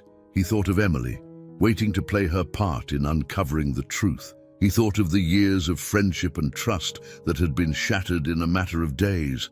"Here's what's going to happen," Michael said, his voice leaving no room for argument. "You're going to tell me everything. Every meeting, every deal, every person involved, and then you're going to help me put a stop to it." David's head snapped up, surprise evident on his face. You're not firing me." Michael's expression was grim. "Don't mistake this for forgiveness, David. You're going to work harder than you've ever worked in your life to fix this mess. And when it's over, when we've saved Tech Vision from the disaster you nearly led us into, then we'll discuss your future with the company." As David nodded, a mix of relief and determination settling over his features, Michael's phone buzzed with another text from Emily. "In position, waiting for your signal." Michael stood, gesturing for David to follow him. "Come on, there's someone I want you to meet." As they made their way through the building, Michael filled David in on his plan. They would gather evidence, build a case against Global Communications and the board members involved in the conspiracy. And at the center of it all was Emily, positioned to overhear crucial conversations and gather intel that would be impossible for Michael to access directly. When they reached the small conference room where Emily was waiting, Michael paused, his hand on the doorknob. "David, what you're about to learn, it's going to change everything. Are you ready for that?" David nodded, a flicker of the old loyalty shining in his eyes. "I'm ready, Michael, whatever it takes to make this right." As Michael opened the door, revealing Emily sitting at the conference table, he felt a surge of pride and anticipation. This was it. The moment when everything would change, when the fight to save Tech Vision would truly begin. "David," Michael said, his voice filled with a mixture of emotions, "I'd like you to meet Emily, my daughter." David's jaw dropped, his eyes darting between Michael and Emily in disbelief. "Your daughter? But how?" When Emily stood, extending her hand to David with a small smile. "It's a long story, Mr. Green, one that we don't have time for right now. What matters is that I'm here to help, and we have a lot of work to do." As the three of them settled around the conference table, Michael laid out the plan.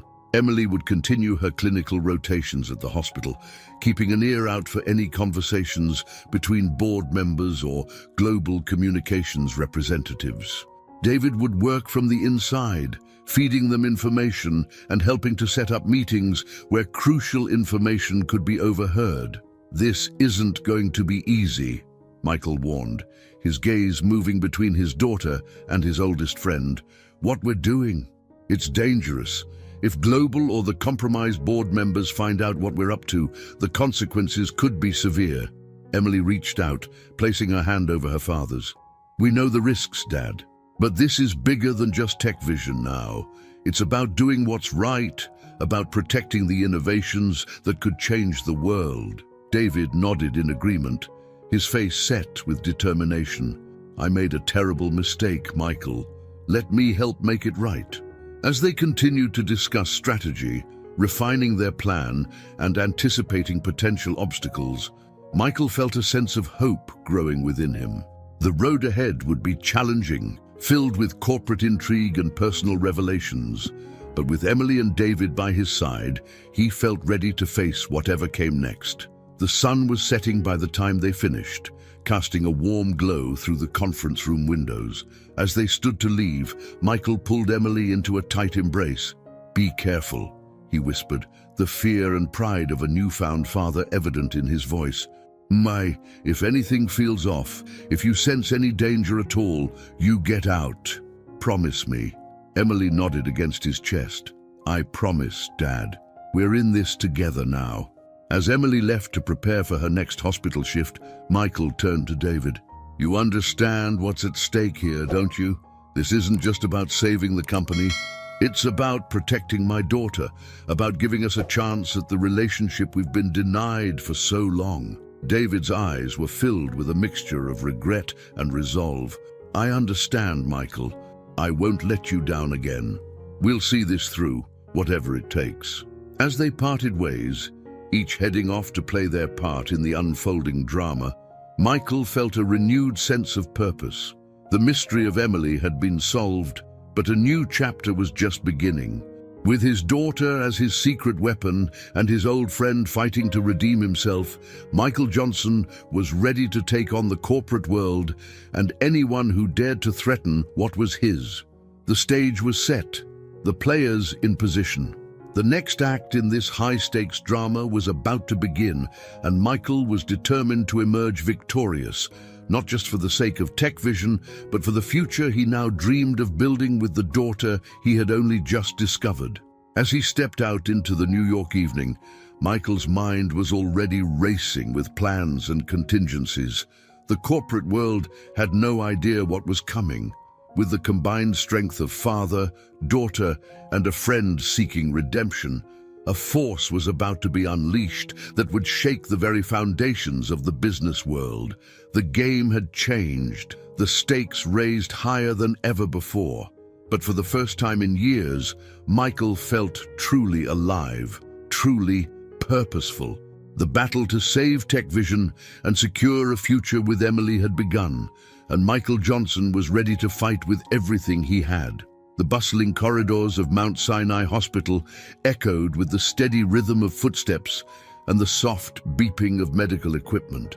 Emily Parker moved through the organized chaos with practiced ease, her eyes sharp and alert despite the fatigue of a long shift. It had been 3 days since she'd agreed to help her newfound father, Michael Johnson, uncover the conspiracy threatening TechVision, and the weight of her secret mission pressed heavily upon her. As she approached the nurse's station, Emily overheard a snippet of conversation that made her pulse quicken.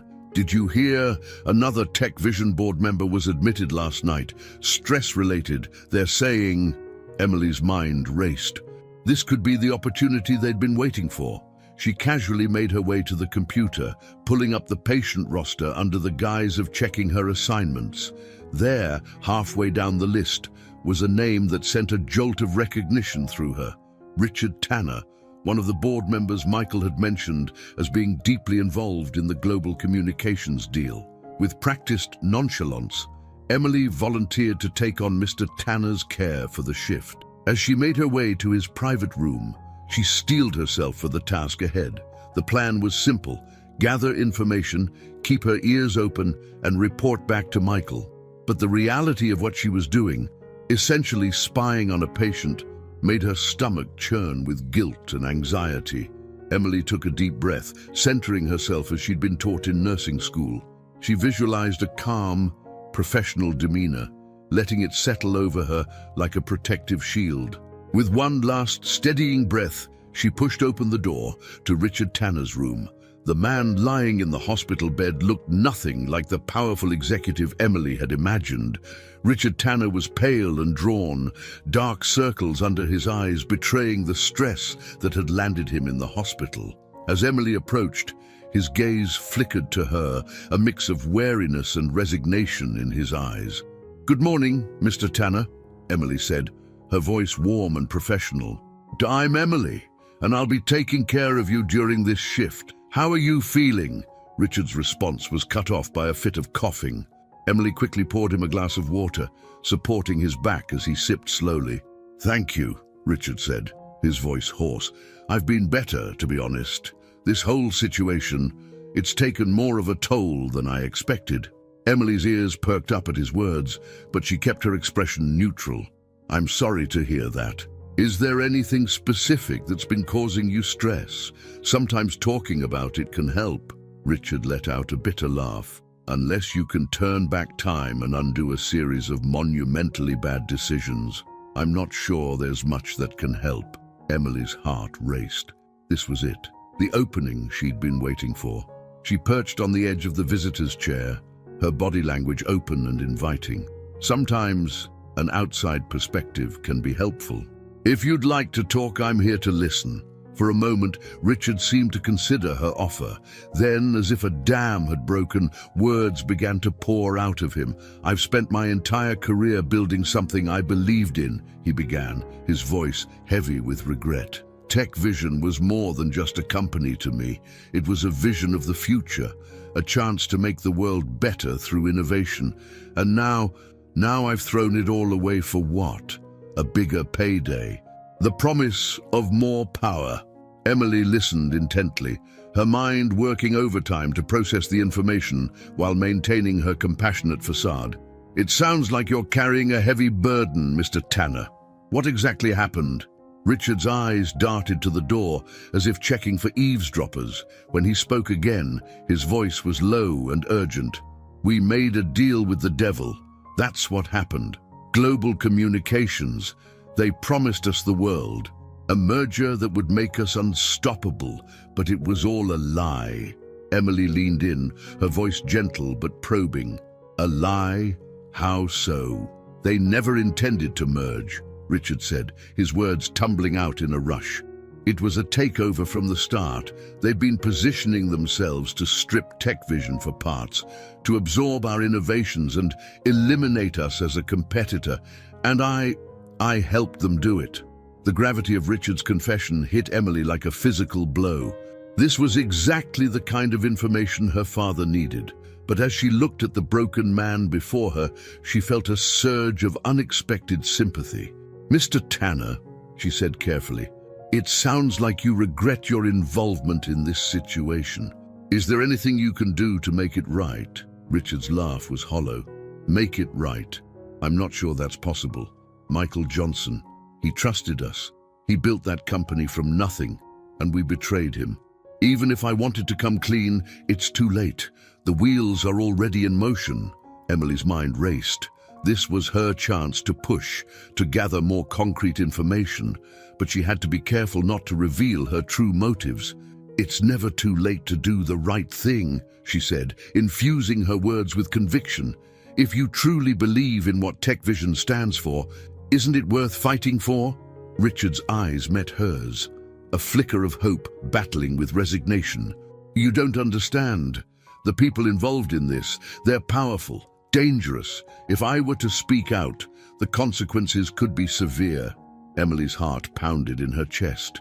She was walking a dangerous line, but she couldn't back down now. Sometimes doing the right thing requires courage, Mr. Tanner. And it sounds like you have a lot to fight for. Not just the company, but your own integrity. For a long moment, Richard was silent, his gaze fixed on the window overlooking the New York skyline. When he finally spoke, his voice was barely above a whisper. Maybe you're right. Maybe it's time to face the music, to try and salvage what's left of my conscience. He turned back to Emily, his eyes searching her face. You remind me of someone, you know. There's something in your eyes, a strength, a determination. It reminds me of Michael, actually. Emily's breath caught in her throat. Had she pushed too far, given away too much? She forced a small laugh, trying to deflect. I'll take that as a compliment, Mr. Tanner. Now, why don't we focus on getting you feeling better? The first step to facing any challenge is making sure you're at your strongest.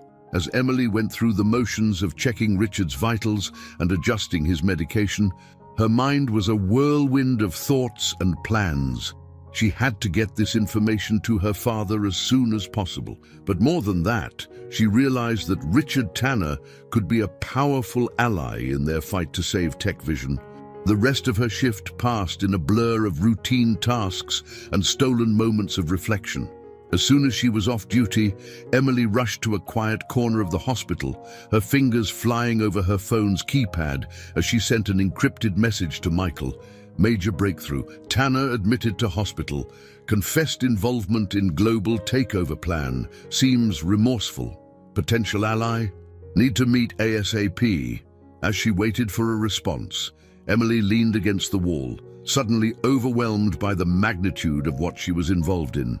She was no longer just Michael Johnson's long-lost daughter or a dedicated nurse. She was now a key player in a high-stakes corporate drama with the fate of a multi-billion-dollar company hanging in the balance. Her phone buzzed with Michael's reply, "Excellent work. Meet me at the safe house in 1 hour.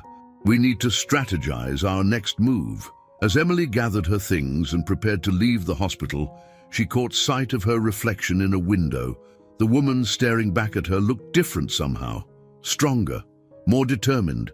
She was no longer just Emily Parker, nursing student.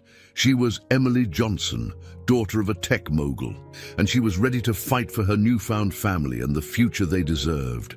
With one last glance at Richard Tanner's room, Emily stepped out into the New York evening, her mind already racing with plans and possibilities. The game had changed, and she was now a central player.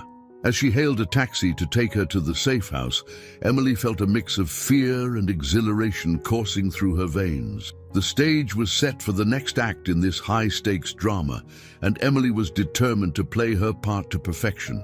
With her father's guidance and her own growing confidence, she knew that together they stood a chance of unraveling the conspiracy and saving TechVision from those who sought to destroy it. As the taxi wove through the busy streets, Emily's resolve hardened. She had spent years wondering about her father, imagining what it would be like to be part of his world. Now that she was here, in the thick of it all, she was determined not to let him down. Whatever challenges lay ahead, whatever dangers they might face, Emily knew one thing for certain. She was exactly where she was meant to be. The next phase of their plan was about to begin, and Emily Johnson was ready to face it head-on, armed with the strength of her newfound family and the determination to right the wrongs that threatened to tear their world apart. The safe house was a nondescript brownstone in a quiet Brooklyn neighborhood, its exterior giving no hint of the high-stakes drama unfolding within. As Emily climbed the steps, her heart raced with a mixture of anticipation and nervousness. She was about to dive deeper into a world of corporate intrigue that she had only glimpsed from the periphery until now. Michael opened the door before she could knock, ushering her inside with a quick glance up and down the street. The living room had been transformed into a makeshift command center, with laptops, documents, and whiteboards covering every available surface. "Emily," Michael said, pulling her into a quick hug. "Are you all right? Were you followed?" Emily shook her head, still somewhat overwhelmed by the cloak and dagger atmosphere. "No, I don't think so. I took a roundabout route like you suggested." David Green looked up from his laptop, offering Emily a tired smile. "Good work at the hospital. That information about Tanner could be the break we've been waiting for." As Emily settled onto the couch, Michael began to pace, his mind clearly racing with possibilities. "Okay, let's go over what we know. Emily, tell us everything Tanner said, every detail you can remember." Emily took a deep breath, centering herself as she recalled the conversation. As she spoke, she noticed Michael and David exchanging significant glances, their expressions growing more serious with each revelation. So Tanner confirmed that Global Communications never intended a true merger, Michael said when Emily finished. "They've been planning a hostile takeover from the start," David nodded grimly. "It fits with what we've uncovered about their recent acquisitions. They've been quietly buying up companies that complement TechVision's core technologies. If they succeed in this takeover, they'll be positioned to dominate the entire industry." Emily leaned forward, her brow furrowed in concentration. There's something else. The way Tanner spoke about the people involved, he seemed genuinely afraid. He said they were powerful and dangerous. Michael's jaw clenched. That tracks with some intel I've received. There are whispers of a shadow group behind global communications, people with connections in high places. This goes beyond just corporate rivalry. The room fell silent as the weight of the situation settled over them. Emily felt a chill run down her spine as she realized the true scope of what they were up against. "So, what's our next move?" she asked, breaking the tense silence. Michael turned to the whiteboard, where a complex web of names and connections was mapped out. "We need more concrete evidence. Tanner's confession is a start, but it's not enough to bring to the authorities or the rest of the board. We need documents, recordings, something irrefutable." David spoke up, his voice tinged with determination. "I might be able to help with that. I still have access to most of the confidential files. If I'm careful, I might be able to download some incriminating documents without raising suspicion." Michael nodded approvingly. "Good, but be careful, David. If they catch wind of what we're doing—" "I know," David said solemnly. "I'll tread lightly." Emily felt a surge of protectiveness towards her father and this man who was clearly trying to redeem himself. "What about me? What can I do to help?" Michael turned to her, his expression a mixture of pride and concern. "Your role is crucial, Emily. Tanner trusts you now. If you can get him to open up more, maybe even convince him to turn state's evidence, it could blow this whole thing wide open." Emily nodded, her mind already racing with ideas on how to approach Tanner. She thought back to her training in neuro-linguistic programming, considering how she could use those techniques to build deeper rapport and trust. "I'll do my best," she promised, "but we need to be careful. If Tanner realizes I'm not just a sympathetic ear, if he suspects I'm working with you—" "We'll protect you," Michael said firmly, "and your safety is my top priority in all of this." As they continued to strategize, Emily found herself marveling at the surreal turn her life had taken. Just weeks ago, she had been a nursing student, focused on exams and clinical rotations. Now, she was at the center of a corporate espionage plot, working alongside the father she'd only just met to save his company from a shadowy cabal of business titans. Hours passed as they pored over documents, cross-referenced information, and refined their plan. The sun was beginning to set when Michael finally called for a break. "We've made good progress," he said, rubbing his tired eyes, "but we need to be careful not to burn ourselves out. This is a marathon, not a sprint." As David packed up his laptop and prepared to leave, Emily found herself alone with Michael for the first time since arriving. She watched as her father stared out the window, his expression pensive. "Dad," she said softly, still marveling at how natural the word felt on her tongue. "Are you okay?" Michael turned to her, a small smile softening his features. "I'm fine, sweetheart. Just processing everything. You know, in all my years in business, I never imagined I'd be in a situation like this. And I certainly never dreamed I'd be facing it with a daughter I didn't know I had." Emily moved to stand beside him, following his gaze out to the Brooklyn skyline. "Life has a way of throwing curveballs, doesn't it? But I'm glad we're in this together." Michael wrapped an arm around her shoulders, pulling her close. "So am I, Emily. So am I. I wish I had known about you sooner." All those years we missed. Emily leaned into her father's embrace, feeling a lump form in her throat. "We can't change the past, Dad, but we're here now, and we're fighting for our future. That's what matters." As they stood there, father and daughter united against a common threat, Emily felt a sense of purpose and belonging she had never experienced before. The road ahead was fraught with danger and uncertainty, but in that moment, she knew with absolute certainty that she was exactly where she was meant to be. The next morning found Emily back at Mount Sinai Hospital, her mind sharp despite the late night of strategizing. As she made her way to Richard Tanner's room, she ran through the techniques she had practiced, preparing herself to delve deeper into the conspiracy while maintaining her cover as a caring nurse. Tanner was awake when she entered, looking marginally better than he had the day before. Emily noted the dark circles under his eyes had faded slightly, and some color had returned to his cheeks. "Good morning, Mr. Tanner," she said cheerfully, infusing her voice with warmth and compassion. "How are you feeling today?" Tanner offered a weak smile. "A bit better, thanks to your care yesterday. I wanted to apologize for unloading all of that on you. It wasn't professional of me." Emily shook her head, moving to check his vitals. "There's no need to apologize. Sometimes we all need someone to talk to, especially when we're carrying heavy burdens."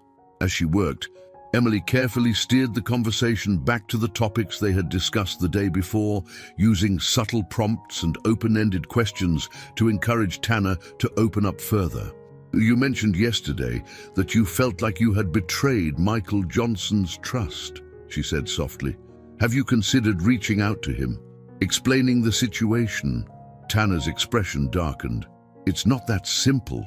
The people involved in this, they have eyes and ears everywhere.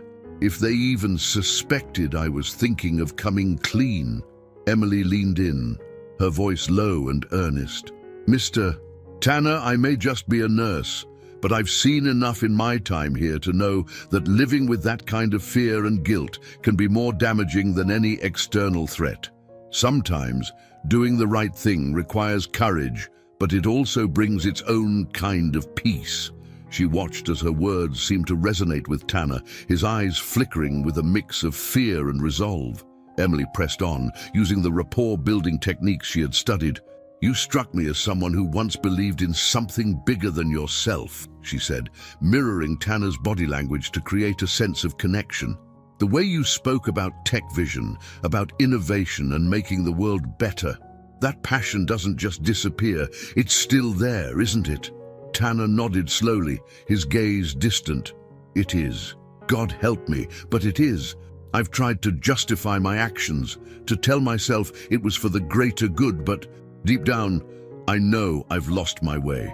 Emily saw her opening and took it. "It's never too late to find your way back, Mr. Tanner, to make things right, and you don't have to do it alone." For a long moment, Tanner was silent, his internal struggle evident on his face. When he finally spoke, his voice was barely above a whisper. "Maybe you're right. Maybe it is time to face the music." He looked up at Emily, his eyes searching her face. "If I were to come forward, to tell Michael everything I know, do you think it would make a difference?" Emily's heart raced, but she kept her expression calm and encouraging. "I believe that the truth always makes a difference, Mr. Tanner. And from what you've told me about Michael Johnson, he seems like the kind of man who would value honesty and courage, even in the face of past mistakes." Tanner nodded, seeming to come to a decision. "All right, I'll do it. I'll reach out to Michael, tell him everything I know, but I'll need help. Protection. The people behind this, they won't take kindly to a whistleblower." Emily felt a surge of triumph, but she kept her voice steady. "That's a brave decision, Mr. Tanner. I'm sure there are proper channels for this kind of thing, legal protections for whistleblowers. Perhaps you could start by speaking to a lawyer you trust." As they continued to talk, Emily carefully guided Tanner towards the idea of documenting everything he knew, of gathering whatever evidence he could access. By the time she left his room, she felt confident that they had turned a crucial corner in their investigation. The moment she was alone, Emily sent an encrypted message to her father. "Tanner ready to talk, wants to come clean to you directly, suggests legal protection. Next move." As she waited for a response, Emily felt a mix of exhilaration and anxiety. They were making progress, but she knew that each step forward brought them closer to a confrontation with the powerful forces aligned against them. Her phone buzzed with Michael's reply. "Excellent work. Setting up secure meeting. Stay close to Tanner. Things may move quickly now." Emily took a deep breath, steeling herself for whatever came next. She had played her part well, using her skills and newfound knowledge to push their plan forward. Now, it was time to prepare for the next phase of their fight to save Tech Vision and expose the truth. As she continued her rounds, Emily felt a sense of purpose and determination unlike anything she had experienced before. She was no longer just a nurse or even just Michael Johnson's daughter. She was a key player in a high-stakes game of corporate intrigue, and she was ready to see it through to the end, whatever the cost. The stage was set for a dramatic confrontation, and Emily knew that the next few days would be crucial.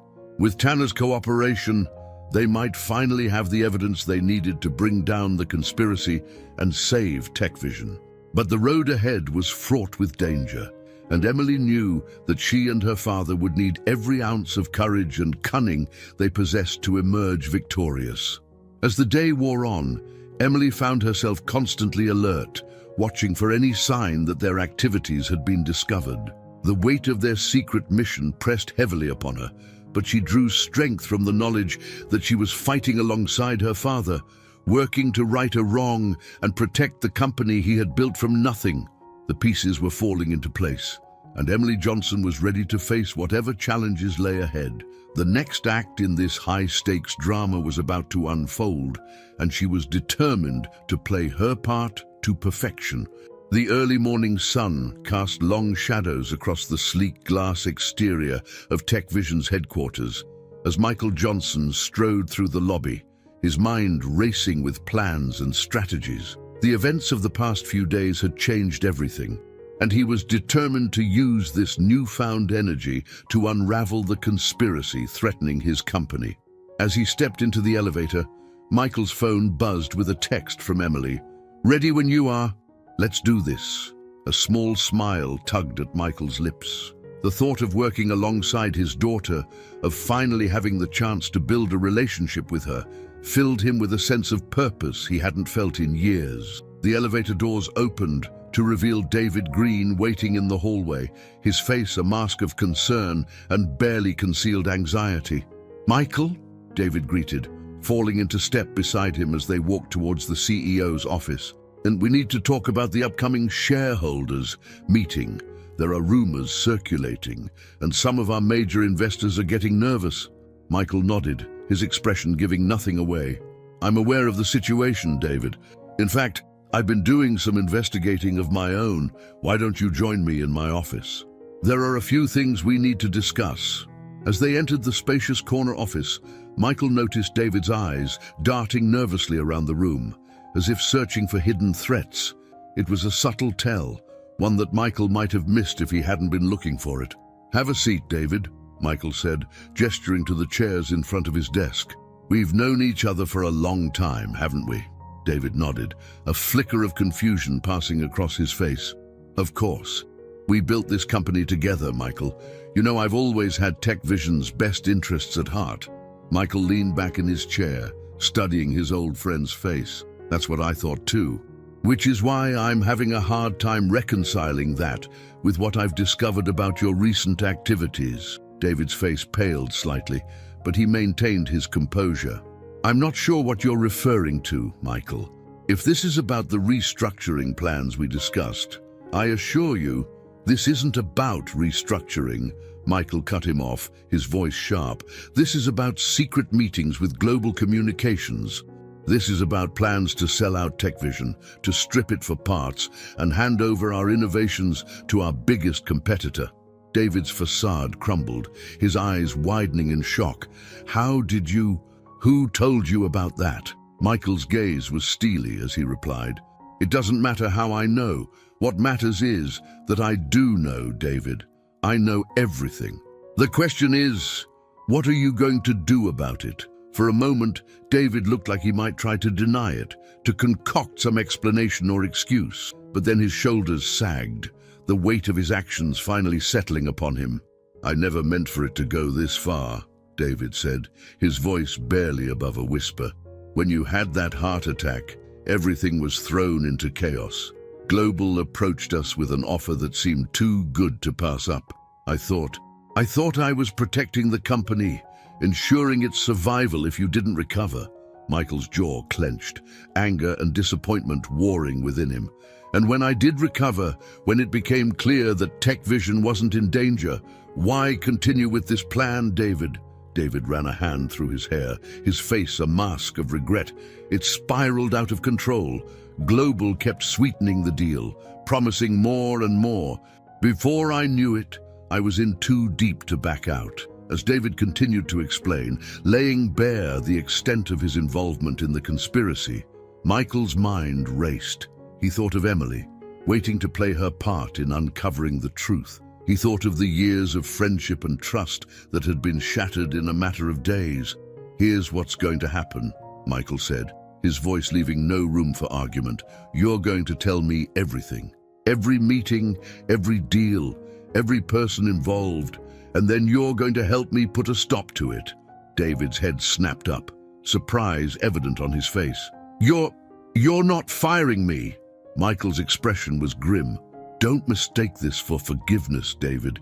You're going to work harder than you've ever worked in your life to fix this mess.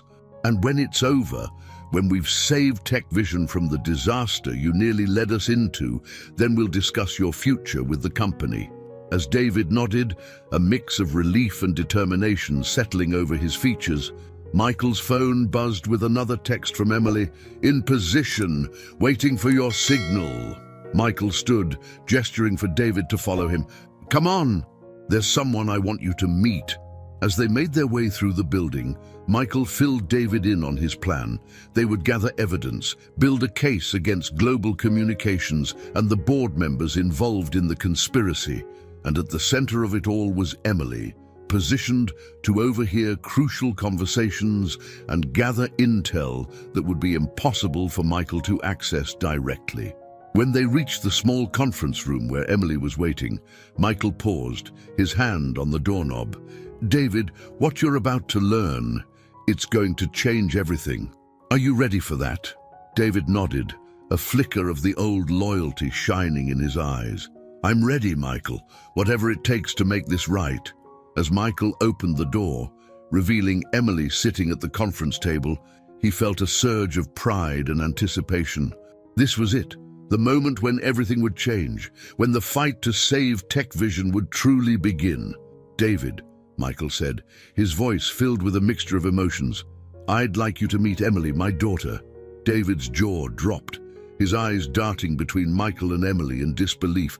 "Your daughter? But how?" When Emily stood, extending her hand to David with a small smile. "It's a long story, Mr. Green, one that we don't have time for right now. What matters is that I'm here to help, and we have a lot of work to do." As the three of them settled around the conference table, Michael laid out the plan. Emily would continue her clinical rotations at the hospital, keeping an ear out for any conversations between board members or Global Communications representatives. David would work from the inside, feeding them information and helping to set up meetings where crucial information could be overheard. "This isn't going to be easy," Michael warned, his gaze moving between his daughter and his oldest friend. "What we're doing, it's dangerous. If Global or the compromised board members find out what we're up to, the consequences could be severe." Emily reached out, placing her hand over her father's. "We know the risks, Dad, but this is bigger than just Tech Vision now. It's about doing what's right, about protecting the innovations that could change the world." David nodded in agreement, his face set with determination. "I made a terrible mistake, Michael. Let me help make it right." As they continued to discuss strategy, refining their plan and anticipating potential obstacles, Michael felt a sense of hope growing within him. The road ahead would be challenging, filled with corporate intrigue and personal revelations, but with Emily and David by his side, he felt ready to face whatever came next. The sun was setting by the time they finished, casting a warm glow through the conference room windows. As they stood to leave, Michael pulled Emily into a tight embrace. "Be careful," he whispered, the fear and pride of a newfound father evident in his voice. If anything feels off, if you sense any danger at all, you get out. Promise me." Emily nodded against his chest. "I promise, Dad. We're in this together now." As Emily left to prepare for her next hospital shift, Michael turned to David. "You understand what's at stake here, don't you? This isn't just about saving the company. It's about protecting my daughter, about giving us a chance at the relationship we've been denied for so long. David's eyes were filled with a mixture of regret and resolve. I understand, Michael. I won't let you down again. We'll see this through, whatever it takes. As they parted ways, each heading off to play their part in the unfolding drama, Michael felt a renewed sense of purpose. The mystery of Emily had been solved, but a new chapter was just beginning. With his daughter as his secret weapon and his old friend fighting to redeem himself, Michael Johnson was ready to take on the corporate world and anyone who dared to threaten what was his. The stage was set, the players in position. The next act in this high-stakes drama was about to begin, and Michael was determined to emerge victorious, not just for the sake of TechVision, but for the future he now dreamed of building with the daughter he had only just discovered. As he stepped out into the New York evening, Michael's mind was already racing with plans and contingencies. The corporate world had no idea what was coming. With the combined strength of father, daughter, and a friend seeking redemption, a force was about to be unleashed that would shake the very foundations of the business world. The game had changed, the stakes raised higher than ever before. But for the first time in years, Michael felt truly alive, truly purposeful. The battle to save TechVision and secure a future with Emily had begun, and Michael Johnson was ready to fight with everything he had. The early morning sun cast long shadows across the polished floors of TechVision's headquarters as Emily Parker made her way through the lobby. Her heart raced with a mixture of excitement and apprehension. Today was the day she would put their plan into action, infiltrating the very heart of the conspiracy that threatened her father's company. As she approached the reception desk, Emily took a deep breath, centering herself. She had rehearsed this moment countless times with Michael and David, but the reality of it still sent a shiver down her spine. "Good morning," she said, her voice steady and confident. "I'm here to see Mr. Johnson. I have an appointment." The receptionist, a young woman with a friendly smile, checked her computer. "Of course, Miss Parker. Mr. Johnson is expecting you. Please take the elevator to the 50th floor. His assistant will meet you there." Emily nodded her thanks, trying to calm the butterflies in her stomach as she stepped into the elevator. As the doors closed, she caught a glimpse of her reflection in the mirrored walls. The smart business suit and carefully styled hair made her look older, more sophisticated. For a moment, she barely recognized herself. The elevator chimed, and Emily stepped out onto the executive floor. Sarah, Michael's assistant, was waiting for her with a warm smile. "Ms. Parker, welcome to TechVision," Sarah greeted, extending her hand. "Mr. Johnson is just finishing up a call. Please, follow me." As they walked through the bustling office, Emily's eyes darted around, taking in every detail. She recognized several faces from the dossiers Michael had shown her, board members and executives, some of whom were unwittingly complicit in the plot against TechVision. Sarah led her to a small conference room, gesturing for her to take a seat. "Mr. Johnson will be with you shortly. Can I get you anything while you wait? Coffee? Water?" Emily shook her head, offering a polite smile. "No, thank you. I'm fine." As soon as Sarah left, Emily's demeanor changed.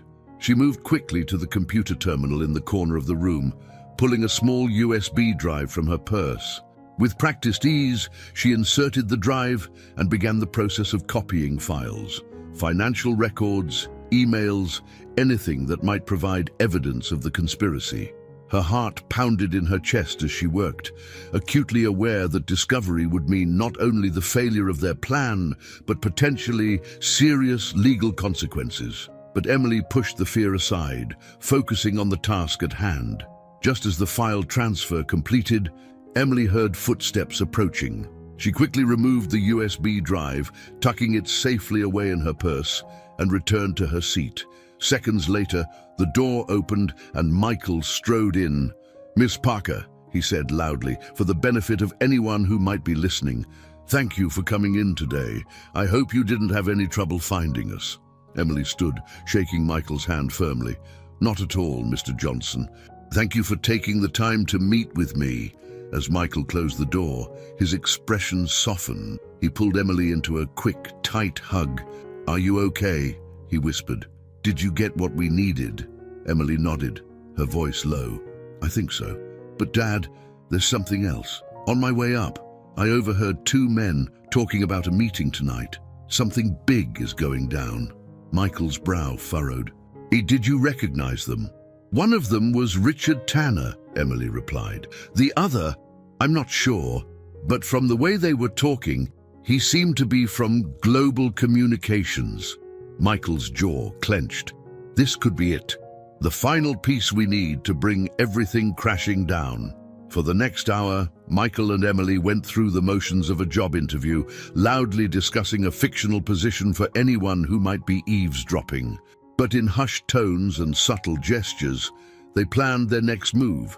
As Emily prepared to leave, Michael spoke up for the benefit of any listeners. "Well, Ms. Parker, your qualifications are certainly impressive. We'll be in touch soon about the position." Emily nodded, shaking Michael's hand once more. "Thank you for your time, Mr. Johnson.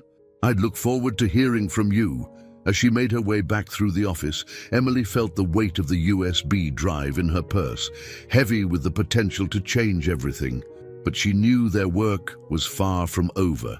That evening, Emily found herself back at TechVision headquarters, this time dressed in the nondescript uniform of the cleaning staff. Her heart raced as she pushed her cart down the empty hallways, making her way towards the executive conference room where the clandestine meeting was set to take place. As she approached, she could hear muffled voices from behind the closed door. Emily positioned herself nearby, pretending to clean as she strained to listen. "The shareholders' meeting is in 3 days, she heard Richard Tanner say. "Whoa, if we're going to make our move, it has to be then." A voice Emily didn't recognize responded, its tone cold and calculating. "Everything is in place. By this time next week, TechVision will be nothing more than a subsidiary of Global Communications, and Michael Johnson will be out on the street where he belongs." Emily's blood ran cold at the callous way they discussed destroying her father's life's work. She leaned in closer, desperate to catch every word. "And what about the other board members?" Tanner asked, his voice tinged with nervousness. "Some of them are still loyal to Michael." The unknown voice chuckled darkly. "Leave that to me. By the time I'm done, they'll be begging to sign over their shares. And if any of them prove problematic, well, I have ways of dealing with that too." Emily's hands shook as she realized the full extent of what they were up against. This wasn't just a corporate takeover. These people were willing to go to any lengths to get what they wanted. Just then, the door to the conference room began to open. Emily's heart leapt into her throat as she quickly busied herself with her cleaning cart, keeping her head down. Richard Tanner emerged, followed by a tall, imposing man Emily didn't recognize. As they walked past her, she caught a glimpse of the stranger's face, sharp features, cold eyes, and a cruel twist to his lips that sent a shiver down her spine. "Remember, Tanner," the man said as they moved down the hallway, "there's no turning back now. You're in this to the end, one way or another." As their footsteps faded, Emily let out a shaky breath. She had to get this information to Michael immediately. The stakes had just been raised even higher, and time was running out. With trembling hands, Emily pulled out her phone and sent an encrypted message to her father. "Meeting overheard. Global's plan in motion. Shareholders. Meeting is the target. Serious threats made. We need to act fast." As she waited for a response, Emily's mind raced with the implications of what she'd heard. The conspiracy was even more far-reaching and dangerous than they had initially thought. And now, with only 3 days until the shareholders' meeting, they were in a race against time to save TechVision and protect her father. Emily's phone buzzed with Michael's reply, "Get out of there now. Meet at the safe house in 1 hour. Be careful." As she made her way out of the building, Emily's heart pounded with a mixture of fear and determination. She had always dreamed of having a relationship with her father, but she never imagined it would involve corporate espionage and life-threatening situations. Yet, as she stepped out into the cool night air, Emily felt a surge of resolve. This was her family now, and she would do whatever it took to protect it. The next 3 days would determine not just the fate of TechVision, but the future of her newfound relationship with Michael. As she hailed a taxi, Emily steeled herself for the challenges ahead. The final act in this high-stakes drama was about to unfold, and she was determined to see it through to the end, no matter the cost. The taxi wove through the late-night traffic of New York City, and Emily found herself staring out at the glittering skyline. Somewhere out there, powerful forces were aligning against her father and everything he had built. But they had underestimated the strength of the bond between a father and the daughter he had only just discovered. Emily's hand instinctively went to her purse, feeling the outline of the USB drive that held crucial evidence. They had the information, they had the determination, and now they had a deadline. The next 3 days would be a whirlwind of planning, preparation, and calculated risks. As the taxi pulled up to the safe house, Emily took a deep breath, centering herself. She was no longer just Emily Parker, nursing student. She was Emily Johnson, daughter of Michael Johnson, and she was ready to fight for her family and their future. With renewed purpose, Emily stepped out of the taxi and made her way to the safe house. The final battle was about to begin, and she was prepared to face it head-on, armed with the strength of her newfound family and the determination to right the wrongs that threatened to tear their world apart. The stage was set, the players were in position, and the clock was ticking. Emily Johnson was ready to play her part in the most important fight of her life, knowing that the fate of TechVision and her relationship with her father hung in the balance. The bustling atrium of TechVision's headquarters was abuzz with anticipation as journalists, industry analysts, and curious onlookers gathered for the hastily called press conference. Rumors had been swirling for days about a major announcement from the tech giant IT, and the air was thick with speculation. Michael Johnson stood behind the curtain, his heart racing as he reviewed his notes one last time. The past 72 hours had been a whirlwind of activity, a desperate race against time to gather evidence, strategize, and prepare for this moment. He glanced to his left, where Emily stood, her face a mask of determination. "Are you ready for this?" Michael asked softly, reaching out to squeeze his daughter's hand. Emily nodded, her eyes shining with a mixture of nervousness and resolve. "As ready as I'll ever be." "Let's do this, Dad." On Michael's other side, David Green shifted uncomfortably. The weight of his past actions and the role he was about to play in exposing the conspiracy weighed heavily upon him. "Michael," he began, his voice barely above a whisper, "are you sure about this? Once we go public, there's no turning back." Michael's jaw set in a firm line as he turned to face his old friend. "We're sure, David. It's time to bring everything into the light." "Are you with us?" David took a deep breath, squaring his shoulders. "I'm with you, all the way." As the clock struck 10 a.m., Sarah, Michael's assistant, stepped out onto the stage to introduce him. The murmur of the crowd died down as anticipation built.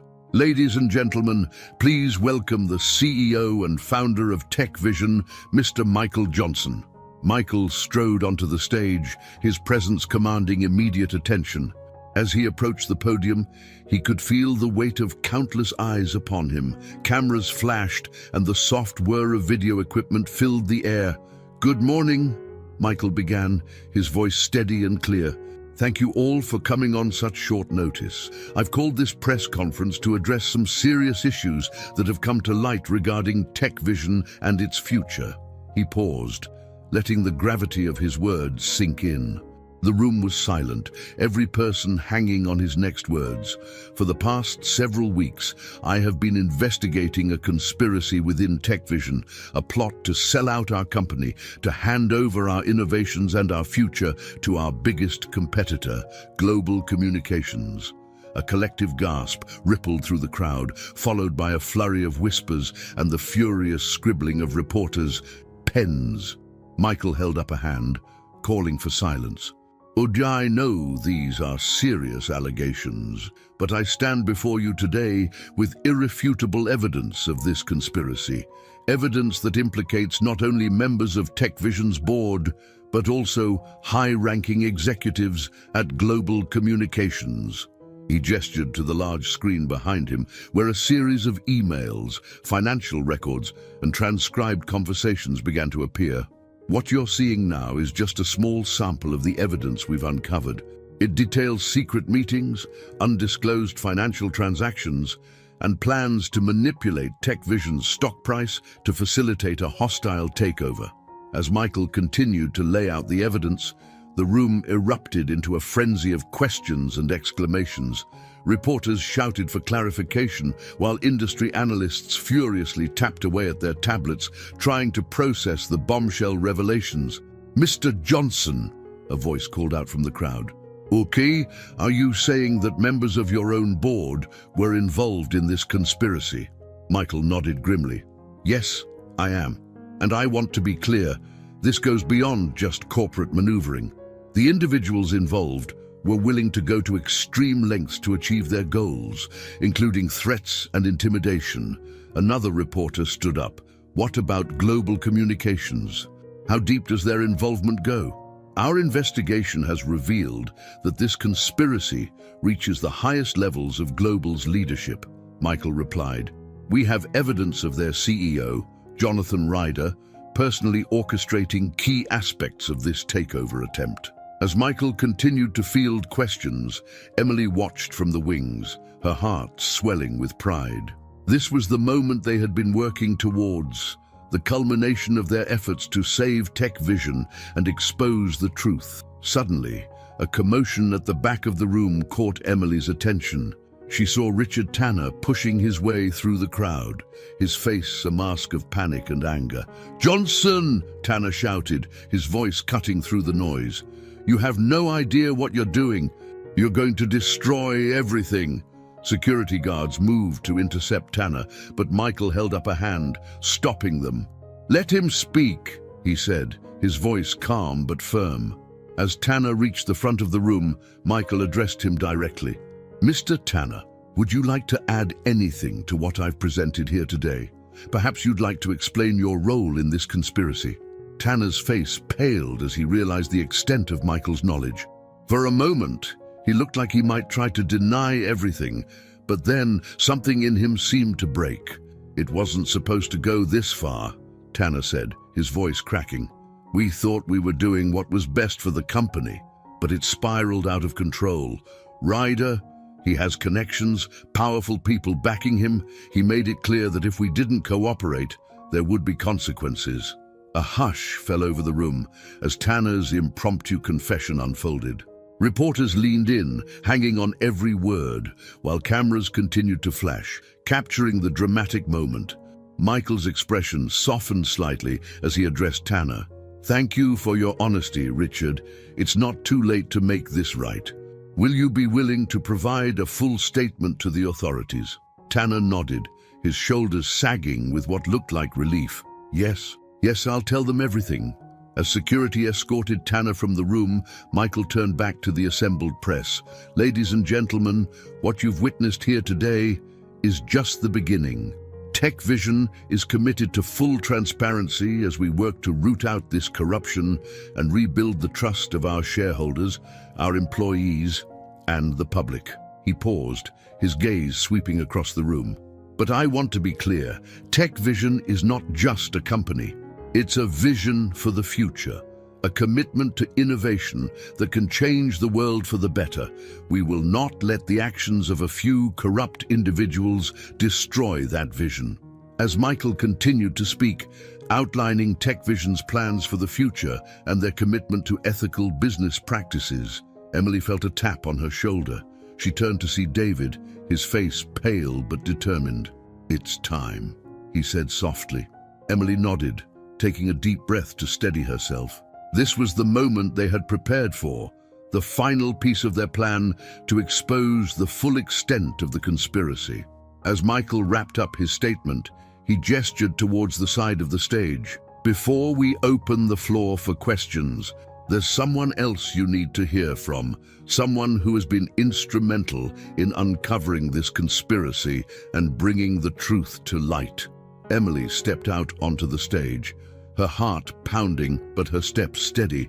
As she approached the podium, she could feel the curious gazes of the assembled press, wondering who this young woman was and what role she had played in the unfolding drama.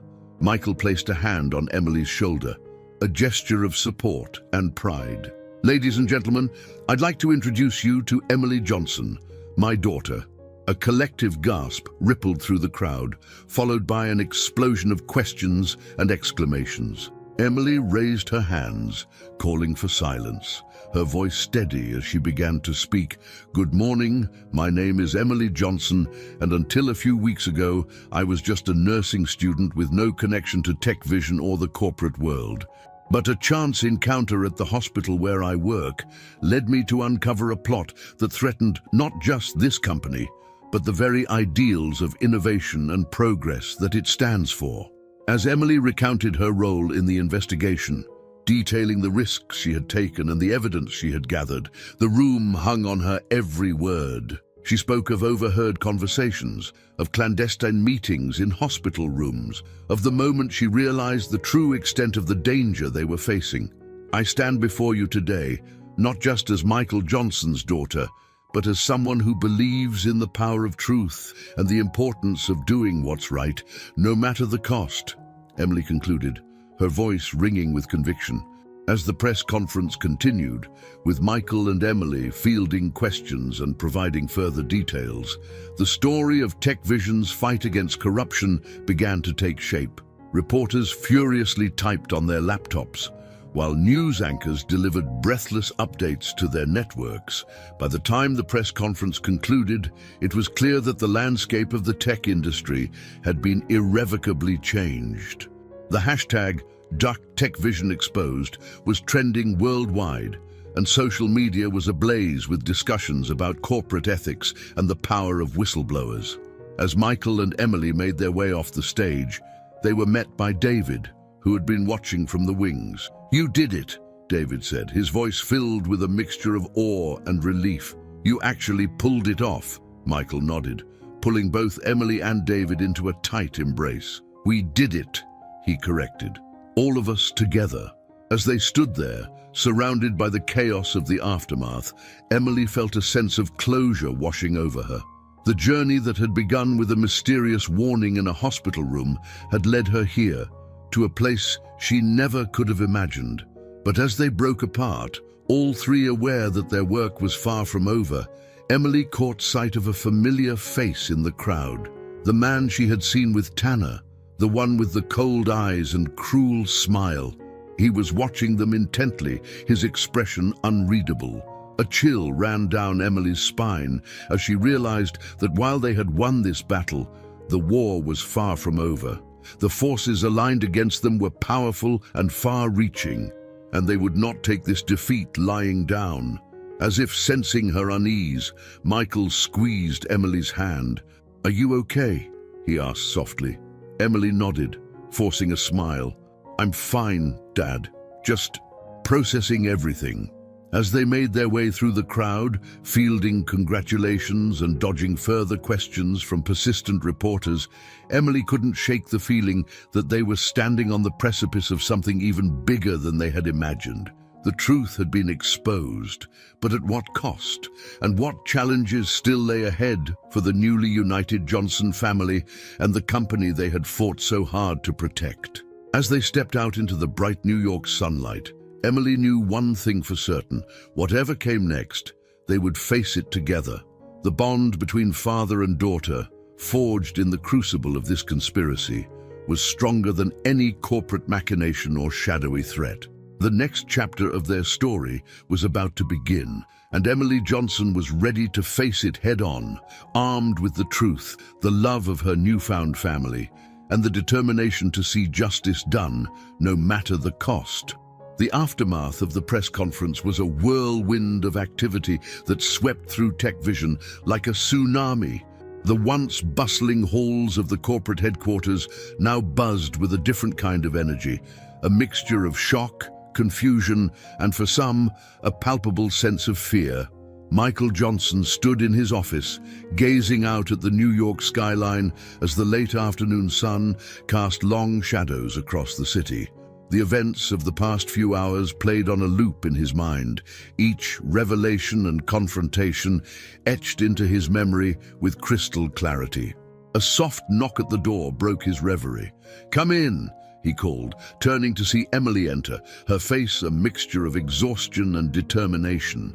"Dad," she said, closing the door behind her. "Have you seen the news? It's everywhere." Michael nodded, gesturing for Emily to join him by the window. "I've seen it. The story's blown up even faster than we anticipated."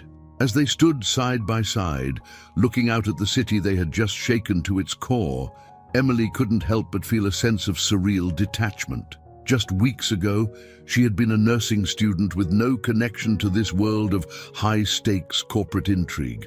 Now, her face was splashed across news channels worldwide, hailed as the whistleblower who had exposed one of the biggest corporate scandals in recent memory. "Are you okay?" Michael asked softly, placing a hand on his daughter's shoulder.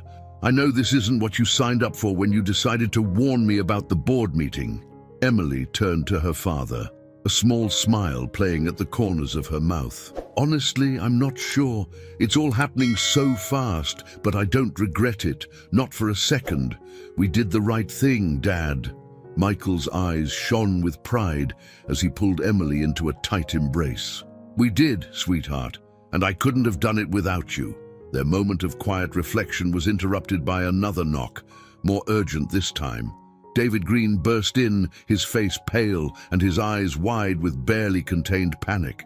"Michael, Emily," he gasped, "you need to see this." He grabbed the remote control from Michael's desk, turning on the large flat-screen TV mounted on the wall. The screen flickered to life, revealing a live news broadcast. "Breaking news," the anchor was saying, her voice tight with tension. "We're receiving reports of a fire at the New York offices of Global Communications. Witnesses describe a series of explosions." The three of them watched in stunned silence as the camera panned to show thick plumes of smoke billowing from the upper floors of a sleek skyscraper. Fire engines wailed in the background as firefighters battled the blaze. "Oh my God," Emily whispered, her hand flying to her mouth. "Do you think this is connected to our press conference?" Michael's jaw clenched, his eyes never leaving the screen. "It's too much of a coincidence not to be.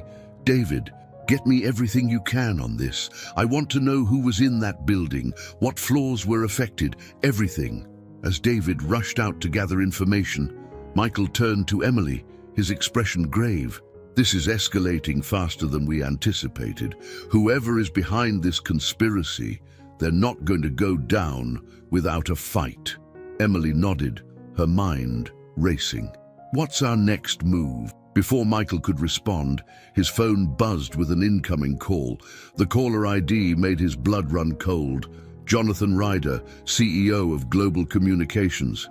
Michael hesitated for a moment before answering, putting the call on speaker. "Ryder," he said, his voice carefully neutral. "You've really done it now, Johnson." Ryder's voice crackled through the speaker, a mix of anger and something that sounded almost like admiration. "I have to hand it to you. I didn't think you had it in you." "What are you talking about, Ryder?" Michael demanded. "If this is about the press conference." "The press conference?" Ryder cut him off with a harsh laugh. "That's old news, Johnson. I'm talking about the little pyrotechnics display at my office. Didn't think you'd resort to such extreme measures." Michael's eyes widened in shock. "Are you suggesting that we had something to do with that fire? That's insane, Ryder. We're not terrorists." "Save it," Ryder snapped. "You've declared war, Johnson. And trust me, you have no idea what you're up against. This is bigger than you, bigger than Tech Vision, bigger than anything you can imagine. You should have taken the deal when you had the chance." The line went dead, leaving Michael and Emily staring at each other in stunned silence. "Dad," Emily said, her voice shaking slightly. "What did he mean by bigger than anything you can imagine? What have we stumbled into?" Michael shook his head, his mind reeling. "I don't know, sweetheart, but I have a feeling we're about to find out." As if on cue, David burst back into the office, his face ashen. "Michael, Emily, you need to see this. Now." He handed Michael a tablet, open to an encrypted message board that they had been monitoring as part of their investigation. Michael's eyes scanned the screen, his expression growing darker with each passing second. "What is it?" Emily asked, peering over her father's shoulder. Michael's voice was grim as he read aloud. "Project Phoenix is compromised. Initiate Protocol Omega. All assets to go dark immediately. The syndicate will not be defeated." Emily's brow furrowed in confusion. "The syndicate? What does that mean?" Michael set the tablet down, his mind racing. "I'm not sure, but I think we've just scratched the surface of something much bigger than a simple corporate takeover. This conspiracy, it goes deeper than we ever imagined." As the gravity of the situation settled over them, the office was suddenly plunged into darkness. The hum of electronics died away, leaving them in eerie silence. "What the?" David started, but Michael cut him off with a sharp gesture. "Nobody move," he whispered urgently. "This isn't a simple power outage. We're under attack." Emily's heart raced as she strained her eyes to adjust to the darkness. She could hear muffled shouts and the sound of running feet from the hallway outside. Michael moved swiftly, grabbing Emily's hand and pulling her towards a hidden panel in the wall. "There's a secure elevator behind this panel," he explained in hushed tones. "It leads to a safe room in the basement. We need to get there now." As Michael worked to open the hidden door, Emily turned to David. "Come on," she urged, reaching out to him. But David shook his head, his eyes wide with fear and resolve. "No, I'll stay here. Buy you some time. It's the least I can do after everything." Before Emily could protest, the office door burst open. Shadowy figures poured in, their faces obscured by masks. "Go!" David shouted, throwing himself at the intruders. Michael pulled Emily into the hidden elevator just as chaos erupted in the office. The last thing Emily saw before the panel slid shut was David grappling with one of the masked men, his face a mask of determination and redemption.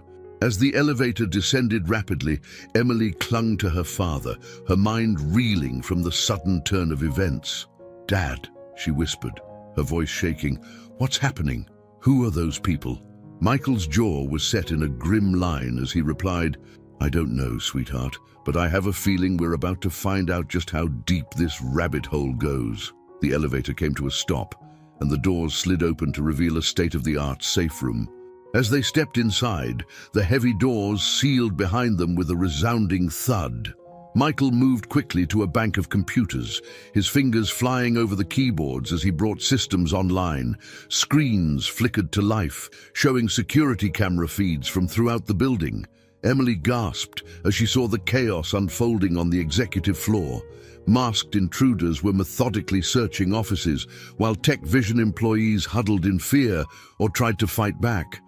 "We need to do something," Emily said urgently. "We can't just hide down here while our people are in danger." Michael nodded, his expression grave. "You're right, but we need to be smart about this. We're dealing with forces we don't fully understand yet."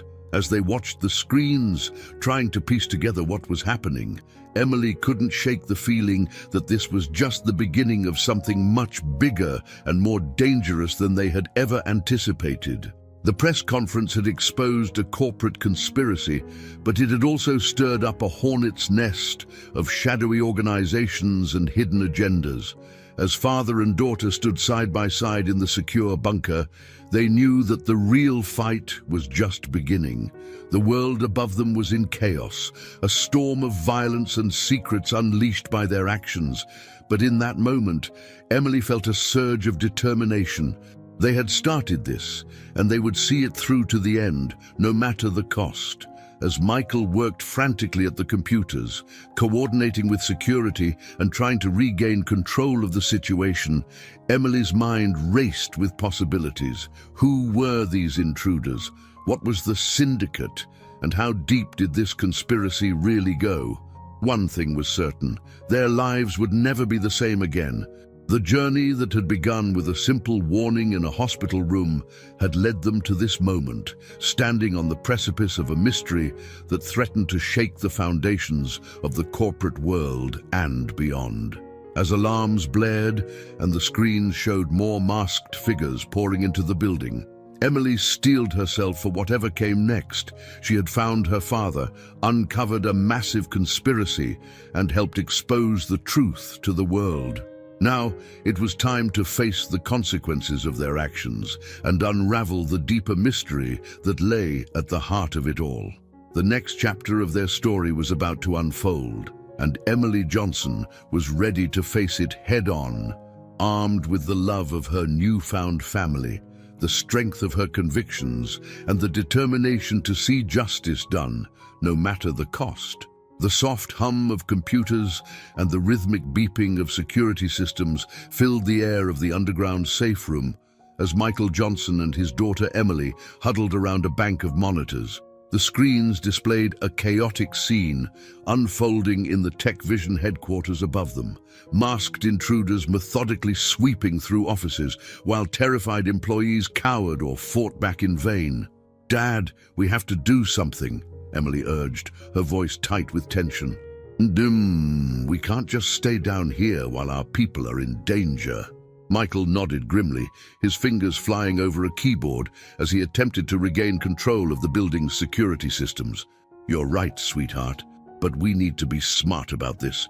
We're dealing with forces we don't fully understand yet." As if in response to his words, one of the screens flickered to life, revealing a face that sent a chill down Emily's spine. It was the man she had seen with Richard Tanner, the one with the cold eyes and cruel smile. Now he stared directly into the camera, his expression a mixture of triumph and disdain. "Mr. Johnson," the man's voice crackled through the speakers. "I believe it's time we had a chat." Michael's jaw clenched as he leaned towards the microphone. "Who are you? What do you want?" The man's laugh was devoid of humor. "Who I am is not important. What matters is what I represent. You've stumbled into something far bigger than you can imagine, Mr. Johnson. The syndicate does not take kindly to interference." Emily's mind raced as she processed the implications of his words. The syndicate, the same organization mentioned in the encrypted message they had intercepted earlier. This was no mere corporate takeover. They were dealing with something far more sinister. What is the syndicate?" Michael demanded, his voice steady despite the tension evident in his posture. "And what does it have to do with Tech Vision?" The man on the screen smirked. "The syndicate is the future, Mr. Johnson. We are the architects of a new world order, one where the lines between corporation and government, between nation and global entity, are blurred beyond recognition. Tech Vision's innovations are merely a piece of a much larger puzzle." Emily felt a surge of anger rising within her. So all of this, the attempted takeover, the threats, the violence, it's all for some twisted vision of the future. The man's gaze shifted to Emily, his eyes narrowing. "Ah, the prodigal daughter. You've proven to be quite the wild card in our carefully laid plans. I must admit, we underestimated you." Michael instinctively moved to shield Emily from the camera's view. "Leave her out of this. Your quarrel is with me and Tech Vision." "On the contrary," the man replied, his voice taking on a dangerous edge. "Ms. Johnson has made herself a central player in this game, and now you both have a choice to make." The screen split, revealing multiple camera feeds from throughout the building. Emily gasped as she recognized familiar faces. Sarah, Michael's assistant, Jack, the private investigator who had helped uncover the truth about Emily's past, and most shockingly, David Green, looking battered but defiant as he was held at gunpoint. "You have 1 hour to surrender yourselves," the man continued. "Come up to your office, Mr. Johnson, and we can discuss the terms of Tech Vision's integration into the syndicate's operations. Refuse and, well," he gestured to the hostages on the screen, "I think you understand the consequences." The feed cut out abruptly, leaving Michael and Emily staring at their own reflections in the darkened monitor. "Dad!" Emily said softly, her mind reeling from the revelations. "What are we going to do?" Michael turned to his daughter, his expression a mixture of determination and fear. "We're going to fight, sweetheart, but we're going to do it smart." Over the next 45 minutes, Michael and Emily formulated a plan. They pored over building schematics, security protocols, and every scrap of information they had gathered about the conspiracy. As the deadline approached, they prepared to leave the safety of the bunker and confront the forces that threatened everything they held dear. "Remember," Michael said as they stood before the elevator that would take them back up to the chaos above, "stick to the plan. No matter what happens, we're in this together." Emily nodded, her heart racing but her resolve firm. "Together," she echoed. As the elevator ascended, Emily thought back to the moment in the hospital when she had first decided to warn her father about the impending danger. She could never have imagined the journey that decision would set in motion.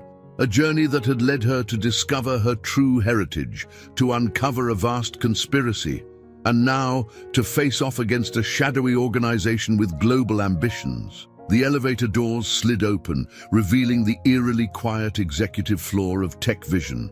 Michael and Emily stepped out cautiously, their senses on high alert as they made their way towards Michael's office. As they approached, the door swung open, revealing the man from the video feed.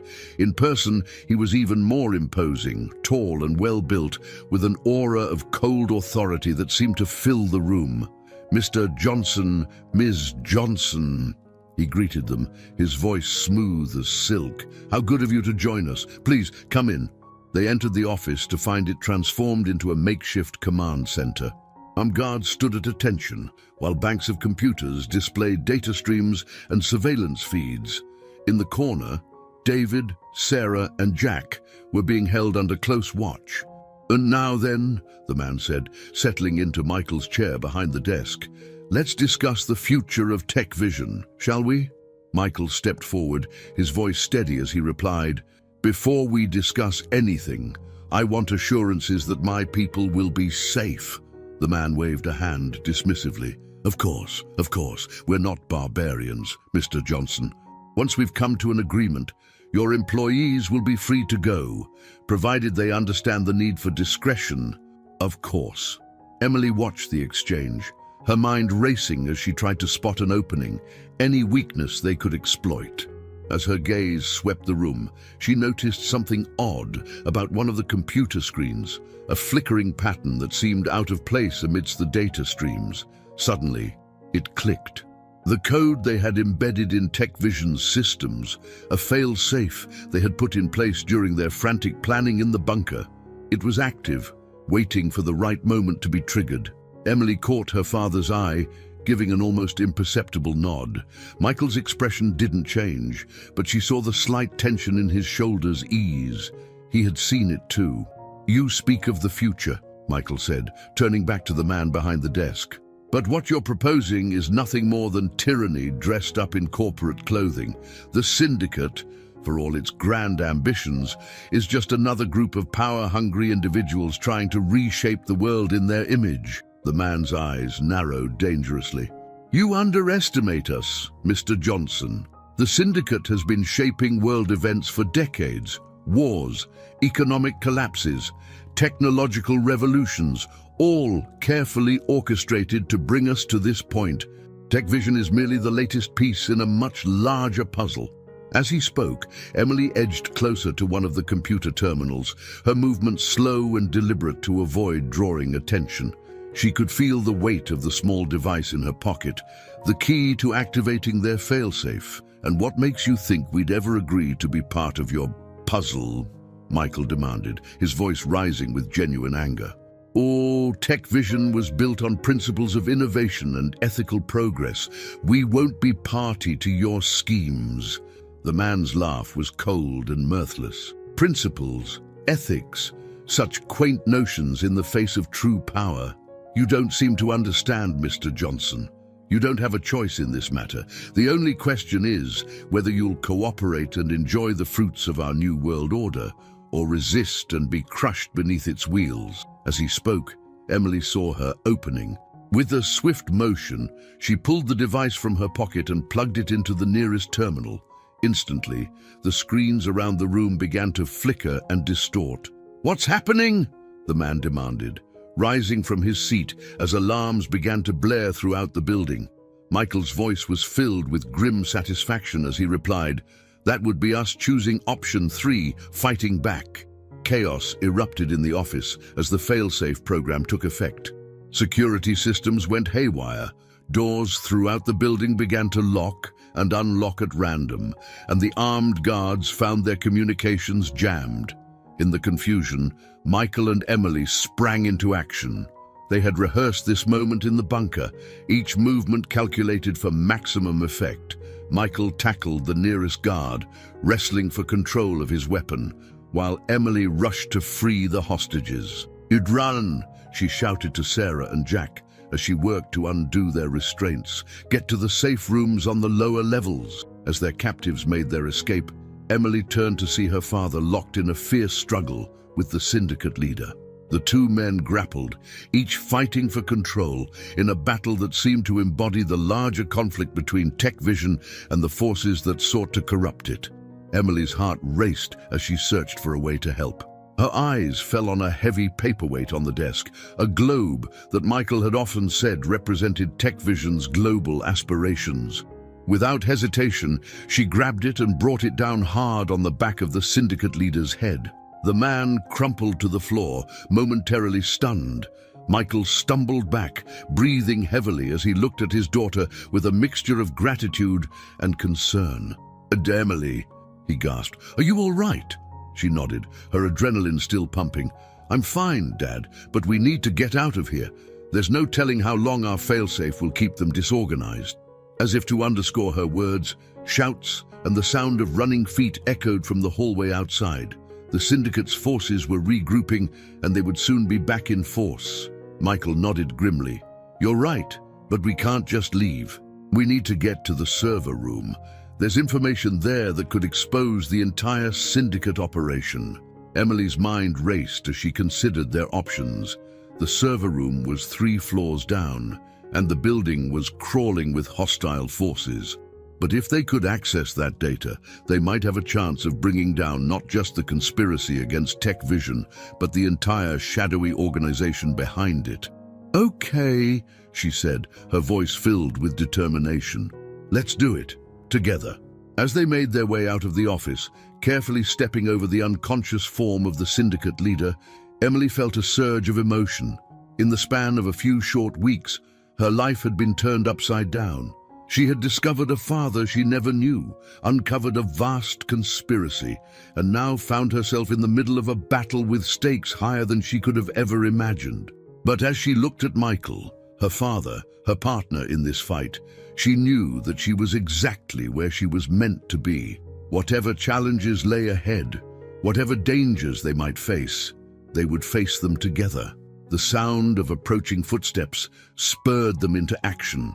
Michael and Emily shared one last determined look before setting off down the hallway, ready to make their stand against the syndicate and fight for the future of Tech Vision, and perhaps the world itself. As they raced towards the server room, alarms blaring and chaos reigning around them, Emily Johnson knew that the most crucial part of their journey was just beginning. The truth about the syndicate was within their grasp, and with it, the power to reshape the future. All they had to do was survive long enough to seize it. The fluorescent lights flickered ominously as Michael and Emily Johnson raced down the emergency stairwell of Tech Vision's headquarters. The wail of alarms and the distant sound of shouting created a chaotic backdrop to their desperate descent. Every few seconds, Michael would glance back, ensuring his daughter was keeping pace and that they weren't being pursued. At least not yet. 3 more floors, Michael gasped, his breath coming in short bursts. The adrenaline coursing through his veins helped him push through the fatigue, but he could feel the strain of the past few days catching up with him. Emily, her face a mask of determination, nodded wordlessly. Her mind was racing, replaying the events that had led them to this moment. The discovery of her true parentage, the uncovering of the corporate conspiracy, and now the revelation of the syndicate. a shadowy organization with tentacles reaching into the highest echelons of power. It all seemed like something out of a thriller novel, yet here she was, living it. As they reached the landing of the floor housing the server room, Michael held up a hand, signaling Emily to stop. He pressed his ear to the door, listening intently for any sign of movement on the other side. "I think it's clear," he whispered, slowly easing the door open. "But stay alert. We don't know how many of the syndicate's people are still in the building." They emerged into a dimly lit hallway, the emergency lighting casting eerie shadows along the walls. The server room was at the far end, its reinforced door a stark contrast to the standard office doors lining the rest of the corridor. As they moved cautiously forward, Emily's mind drifted to the neuro-linguistic programming techniques she had studied. She focused on her breathing, using it to center herself and sharpen her senses. In her mind's eye, she visualized success, seeing herself and her father accessing the servers, retrieving the crucial data that could bring down the syndicate. Halfway down the hall, a noise from behind made them freeze. The unmistakable sound of the stairwell door opening echoed through the corridor. "Quick!" Michael hissed, pulling Emily into a nearby office. They crouched behind a desk, hardly daring to breathe as footsteps approached. "And do they have to be here somewhere?" a gruff voice said. "The boss wants Johnson and his brat found now." Emily felt her father tense beside her. She placed a hand on his arm, a gesture of silent support and a reminder to stay calm. As the footsteps drew nearer, Emily closed her eyes, focusing all her energy on remaining still and quiet. The door to their hiding place creaked open. Emily's heart pounded so loudly she was sure it would give them away. A beam of light swept across the room as the intruder searched for any sign of them. After what felt like an eternity, the light withdrew and the door closed. The footsteps moved on, growing fainter as they continued down the hall. Michael let out a breath he hadn't realized he'd been holding. "That was too close," he whispered. "We need to move, now." They emerged from their hiding spot, more cautious than ever as they approached the server room. The keypad lock on the door glowed softly in the dim light. "Let me," Emily said, gently nudging her father aside. Her fingers flew over the keypad, inputting the code she had memorized during their planning session in the bunker. For a heart-stopping moment, nothing happened. Then, with a soft beep, the lock disengaged and the door swung open. Inside, rows of servers hummed softly, their blinking lights creating a surreal atmosphere. Michael moved quickly to a central terminal, his fingers flying over the keyboard as he began the process of accessing the hidden files that could expose the syndicate's operations. "Keep watch," he instructed Emily. "This will take a few minutes." Emily positioned herself near the door, her senses on high alert. As she stood guard, her mind wandered to the journey that had brought her to this point.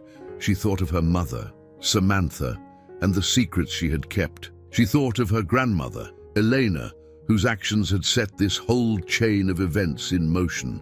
And she thought of the future, uncertain and fraught with danger, but also filled with the possibility of a relationship with the father she had only just discovered. "I'm in," Michael's voice broke through her reverie. "Emily, come look at this." She moved to join her father at the terminal, her eyes widening as she took in the information scrolling across the screen. Files detailing the syndicate's operations, lists of compromised officials, plans for global manipulation of markets and governments. It was all there, laid bare in cold, digital clarity. "This is incredible," Emily breathed. "With this information, we could bring down the entire organization." Michael nodded grimly. "And that's exactly what we're going to do. But first, we need to get this data out of here." He pulled a small device from his pocket, a high-capacity drive specially designed for rapid data transfer. As he plugged it in and began the download process, a commotion from outside caught their attention. "They're coming," Emily said, her voice tight with tension. "We need to hurry." The download bar on the screen seemed to move agonizingly slowly. 25%, 40%, 60%. The sound of footsteps and angry voices grew louder. Emily's mind raced, searching for a way to buy them more time. Suddenly, an idea struck her. "Dad, the fire suppression system. Can we trigger it remotely?" Michael's eyes lit up with understanding. "Brilliant," he said, his fingers already flying over the keyboard. It won't stop them for long, but it might give us the time we need." Just as the download hit 85%, alarms blared throughout the building. The distinct hiss of the fire suppression system activating filled the air, followed by shouts of confusion and anger from the hallway. "It's working," Emily said, a glimmer of hope in her voice. "They're falling back." The download bar inched forward. 90%, 95%, 98%. A loud bang on the server room door made them both jump. "Johnson!" a voice roared from the other side. "We know you're in there! Open up, or we'll blow the door!" Michael's jaw set in determination as he watched the final seconds of the download tick away. Come on," he muttered under his breath, just as the sound of something heavy being positioned against the door reached their ears. The download completed. Michael yanked the drive free, clutching it tightly. "We've got it," he said, a mix of triumph and fear in his voice. "Now we just need to get out of here alive." Emily's mind raced, assessing their options. The main door was no longer viable, but she remembered something from the building schematics they had studied. "The maintenance shaft," she said urgently. "There's an access panel in here somewhere. It leads down to the basement level." Michael nodded, already moving to search for the panel. "Good thinking. Help me find it." As they searched, the pounding on the door grew more insistent. The metal was beginning to buckle under the assault. "Here!" Emily called out, her fingers finding the edges of a concealed panel near the back of the room. Together, they pried it open, revealing a narrow shaft with a ladder leading down into darkness. "You first," Michael insisted, helping Emily into the opening. "I'll be right behind you." As Emily began her descent, she heard the server room door finally give way with a thunderous crash. Her father's feet appeared above her as he scrambled into the shaft, pulling the panel closed behind him. They climbed down as quickly as they dared, the sounds of pursuit growing fainter above them. The shaft was narrow and dark, lit only by the occasional emergency light. Emily's arms ached from the effort, but she pushed on, knowing that their lives and the future of Tech Vision depended on their escape. After what felt like an eternity, they reached the bottom of the shaft. A small access door led them into a dimly lit maintenance corridor in the basement level. "This way," Michael said, taking the lead. "There's an emergency exit that should take us out to the street." As they moved through the winding corridors, Emily's mind was already racing ahead to their next steps. They had the data, but what would they do with it? Who could they trust with information this explosive? They reached the emergency exit. The red glow of the exit sign, a beacon of hope in the dim basement. Michael pushed the door open, and a rush of cool night air hit them. As they emerged into a side alley, the sounds of sirens and shouting could be heard from the front of the building. The chaos they had unleashed was still unfolding, providing them with the cover they needed to slip away unnoticed. "We did it, Dad," Emily said, a mix of exhaustion and exhilaration in her voice. "We actually did it." Michael pulled her into a tight embrace, his voice thick with emotion. "We did, sweetheart, but this is just the beginning. The real fight starts now." As they made their way down the alley, blending into the busy New York night, Emily felt a surge of determination. They had taken on a corporate giant and a shadowy global conspiracy, and they had won the first battle. Whatever challenges lay ahead, she knew they would face them together. The data they carried had the potential to reshape the world, to expose corruption at the highest levels and bring down an organization that had operated in the shadows for decades. But with that potential came great danger. The syndicate would not go down without a fight, and Michael and Emily Johnson had just painted targets on their backs. As they disappeared into the crowded streets of New York, father and daughter knew that their journey was far from over. The next phase of their fight was about to begin, a battle not just for tech vision, but for the very future of global power structures. Emily glanced at her father, seeing the mix of determination and concern on his face. She squeezed his hand reassuringly.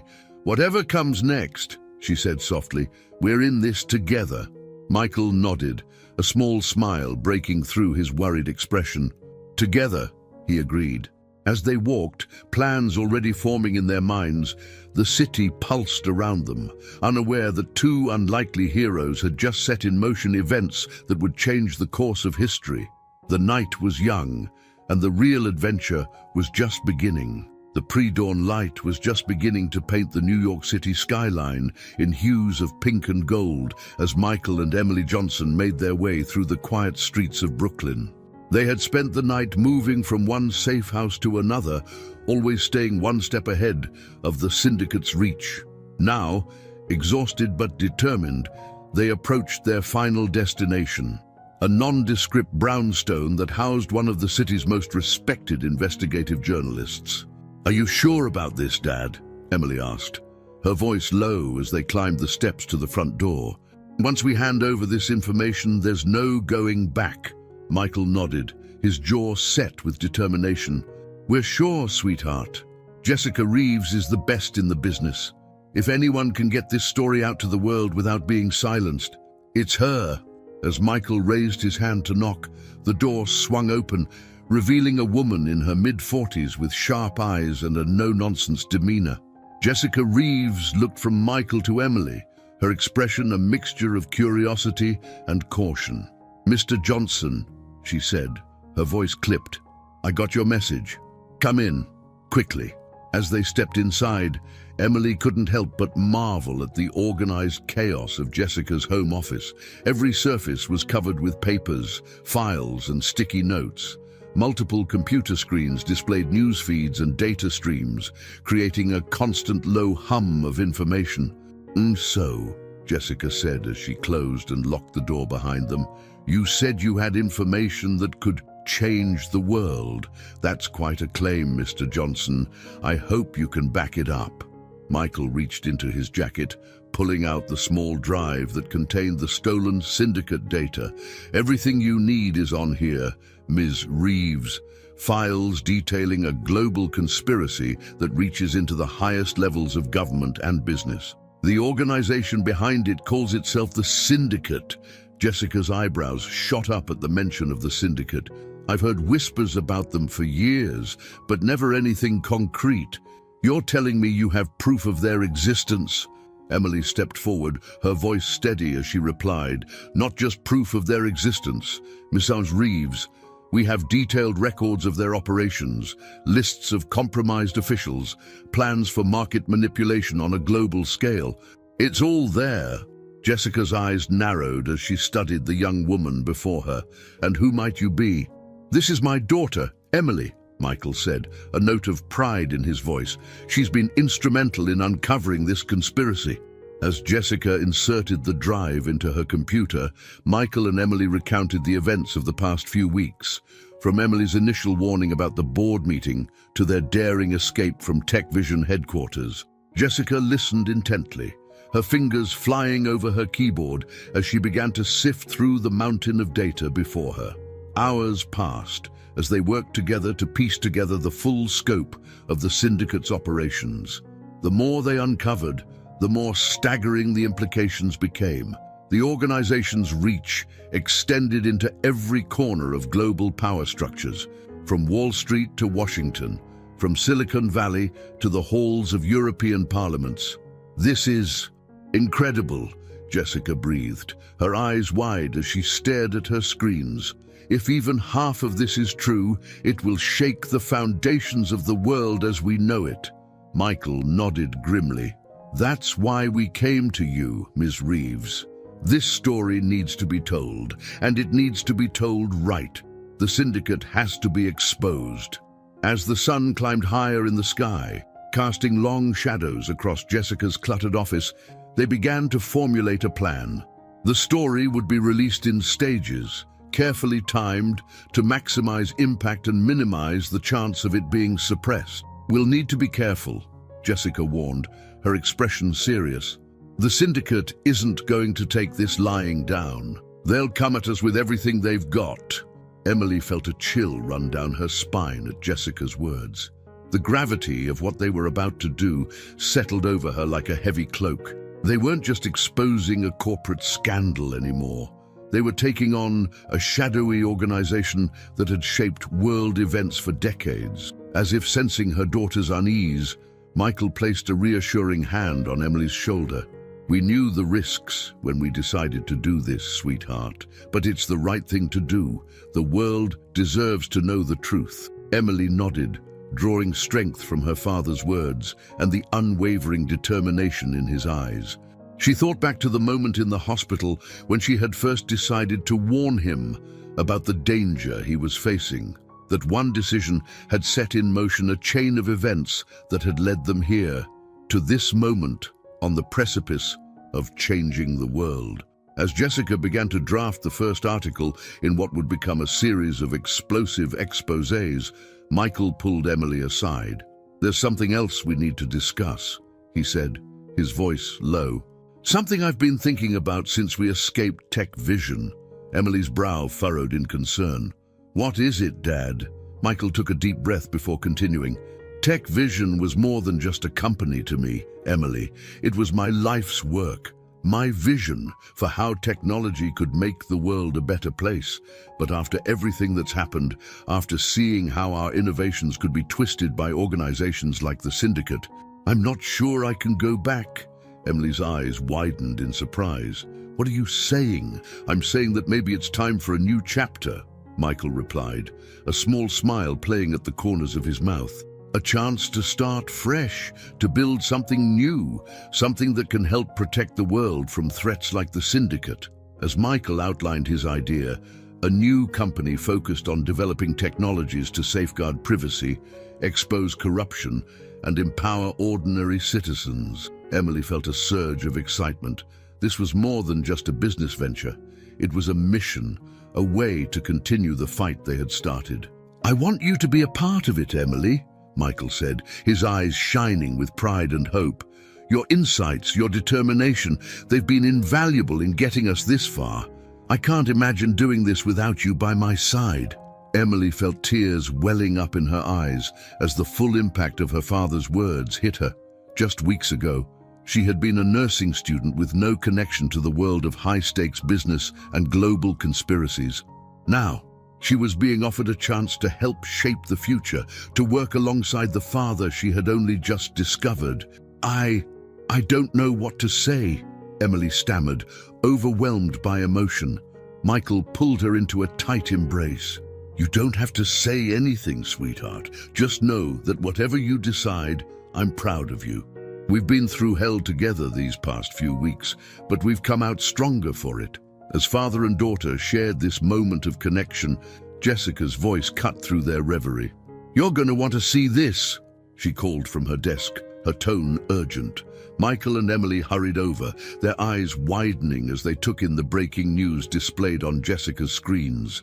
The headline screamed in bold letters, "Global Communications CEO arrested in dawn raid." "It's starting," Jessica said, her voice a mixture of excitement and trepidation.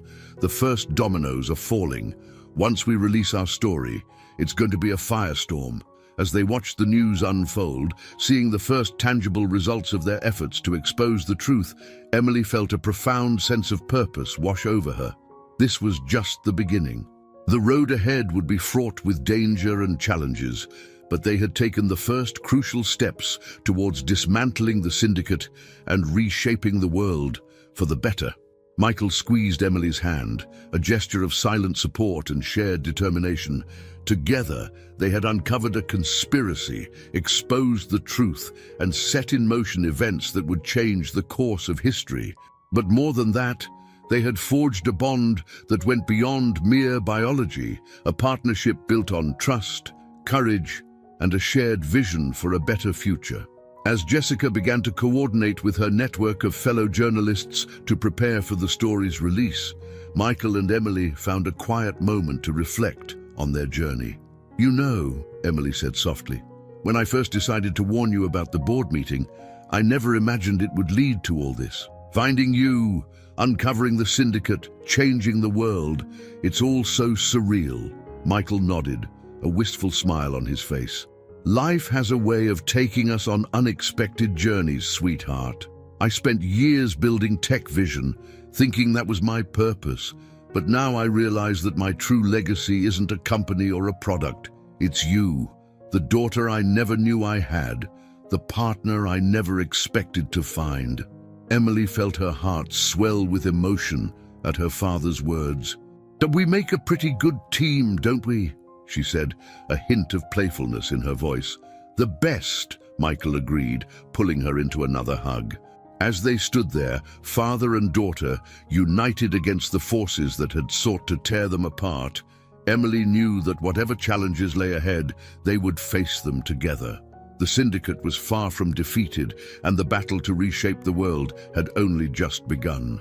But with the truth on their side and the strength of their newfound bond, Emily Johnson felt ready to take on anything.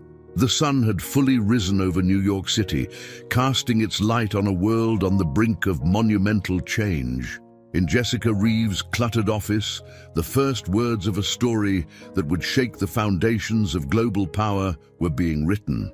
And at the heart of it all stood Michael and Emily Johnson, two unlikely heroes thrust into extraordinary circumstances, ready to fight for a future they now shared.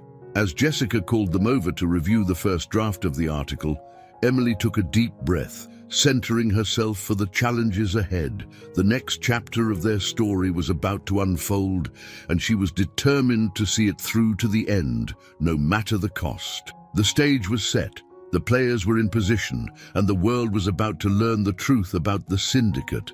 For Michael and Emily Johnson, the real adventure was just beginning.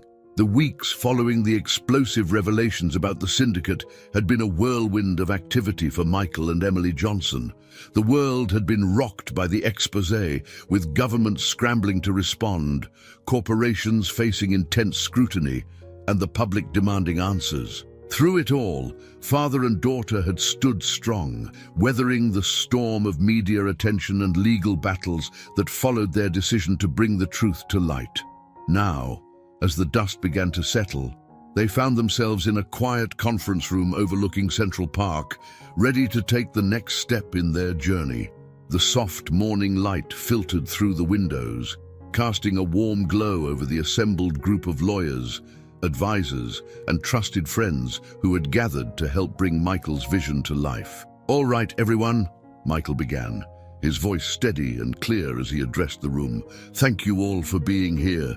As you know, we've called this meeting to finalize the details of the Samantha Parker Foundation." Emily felt a surge of emotion at the mention of her mother's name. In the chaos of the past few months, she had found moments to share stories of Samantha with Michael, bridging the gap of years lost and helping her father understand the woman who had shaped Emily's life. "The Foundation's mission," Michael continued, "will be twofold. First, to develop and promote technologies that protect individual privacy and expose corruption. And second, to provide support and resources for whistleblowers and investigative journalists who are working to uncover the truth, no matter the cost. As Michael outlined the details of the Foundation's structure and goals, Emily couldn't help but marvel at how far they had come.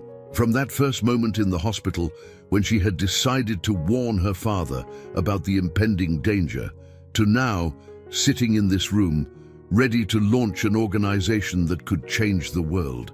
"Emily," Michael said, breaking her from her reverie, "would you like to speak about the educational initiatives we discussed?" Emily nodded, standing to address the group. She had spent weeks working on this part of the Foundation's mission, drawing on her experiences as a nursing student and her newfound understanding of the corporate world. "One of our key focuses," she began, her voice growing stronger with each word, "will be on educating the next generation about the importance of ethical technology and corporate responsibility. We'll be developing programs for schools and universities, as well as offering scholarships for students who show promise in fields related to our mission." As Emily spoke, she could see the pride shining in her father's eyes. It was a look she was still getting used to, but one that filled her with warmth and determination. The meeting continued, with lawyers ironing out legal details and advisors offering suggestions on how to maximize the foundation's impact. Through it all, Michael and Emily worked in perfect sync, their shared vision and newfound bond evident to everyone in the room. As the meeting drew to a close, one of the advisors raised a concern that had been on everyone's mind. "Mr. Johnson, Mrs. Johnson," he said, his tone serious, "I think we need to address the elephant in the room. The syndicate may have been exposed, but an organization that powerful doesn't just disappear overnight. Have you considered the potential risks of moving forward with such a high-profile initiative?" A hush fell over the room as all eyes turned to Michael and Emily. It was a question they had grappled with privately, weighing the dangers against their determination to make a difference. Michael stood, his expression resolute. "We've certainly considered the risks," he said, his voice steady. "But Emily and I have decided that we can't let fear dictate our actions." The syndicate thrived in the shadows, manipulating from the darkness. The best way to fight against that kind of corruption is to shine a light on it, to be bold, transparent, and unwavering in our commitment to the truth. Emily nodded in agreement, standing beside her father. "We know there may be challenges ahead," she added, "but we've faced danger before and come out stronger for it. The foundation isn't just about us. It's about creating a legacy of truth and empowerment that can outlast any threat." As the meeting adjourned and the room began to clear, Emily found herself standing by the window, looking out over the sprawling green expanse of Central Park. She felt a presence beside her and turned to see her father, his expression thoughtful. "Penny for your thoughts?" Michael asked softly. Emily smiled, a mix of emotions playing across her face. I was just thinking about Mom," she said, "about how proud she would be of all this, and I was thinking about Grandma Elena." Michael's brow furrowed slightly at the mention of Elena Parker, the woman whose actions had kept him from knowing his daughter for so many years. "What about her?" he asked, his tone careful. Emily took a deep breath before continuing. I think I want to reach out to her. To tell her about the foundation, about everything that's happened. I know what she did was wrong, but she's still family. And maybe, just maybe, seeing all the good that's come from us finding each other, maybe it could help heal some old wounds." Michael was quiet for a moment, processing Emily's words. Finally, he nodded slowly. "If that's what you want, sweetheart, I'll support you. It won't be easy, but then again, nothing worth doing ever is." As father and daughter stood there, looking out over the city they had helped to change, Emily felt a sense of peace settle over her. The road ahead would undoubtedly have its challenges. The specter of the syndicate still loomed, and there were countless battles yet to be fought in their quest for transparency and justice. But in that moment, with her father by her side and the promise of the Samantha Parker Foundation before them, Emily Johnson knew that they were exactly where they were meant to be. They had faced corporate intrigue, global conspiracies, and personal revelations, emerging stronger and more united than ever. The sun climbed higher in the sky, casting its warm light over the city below. In offices and boardrooms across New York, the wheels of change were already in motion, inspired by the courage of a father and daughter who had dared to stand up against a seemingly insurmountable force. As they turned to leave the conference room, ready to face whatever challenges lay ahead, Emily caught her father's eye. No words were needed. The look they shared spoke volumes. They were in this together, bound by blood, united by purpose, and ready to change the world. The Samantha Parker Foundation was more than just a philanthropic endeavor. It was a testament to the power of truth, the strength of family, and the indomitable spirit of those who dare to stand up for what's right. And as Michael and Emily Johnson stepped out into the bustling streets of New York, they knew that their journey, their real journey, was only just beginning. The stage was set for the next chapter in their extraordinary story. The world was watching, waiting to see what this unlikely duo would do next, and Michael and Emily were ready to show them, one truth at a time. The warm Argentine sun cast long shadows across the lush garden of a sprawling estate on the outskirts of Buenos Aires. Michael Johnson stood at the wrought iron gate, his hand hovering over the intercom button. Beside him, Emily fidgeted nervously, her eyes darting between her father and the imposing mansion beyond. "And are you sure about this?" Michael asked, his voice soft with concern. "We can still turn back if you're not ready." Emily took a deep breath, squaring her shoulders. "I'm sure, Dad. We've come too far to turn back now." With a nod of understanding, Michael pressed the intercom button. A crackle of static was followed by a hesitant voice, speaking in Spanish-accented English. "Yes. Who is it?" Emily leaned in, her voice steady despite the butterflies in her stomach. "Grandma Elena, it's Emily, Emily Parker. We've come to see you." There was a long pause, filled only by the gentle rustling of leaves in the breeze. Then, with a soft buzz, the gate began to swing open. As they made their way up the winding driveway, Michael couldn't help but marvel at the twists and turns that had led them to this moment.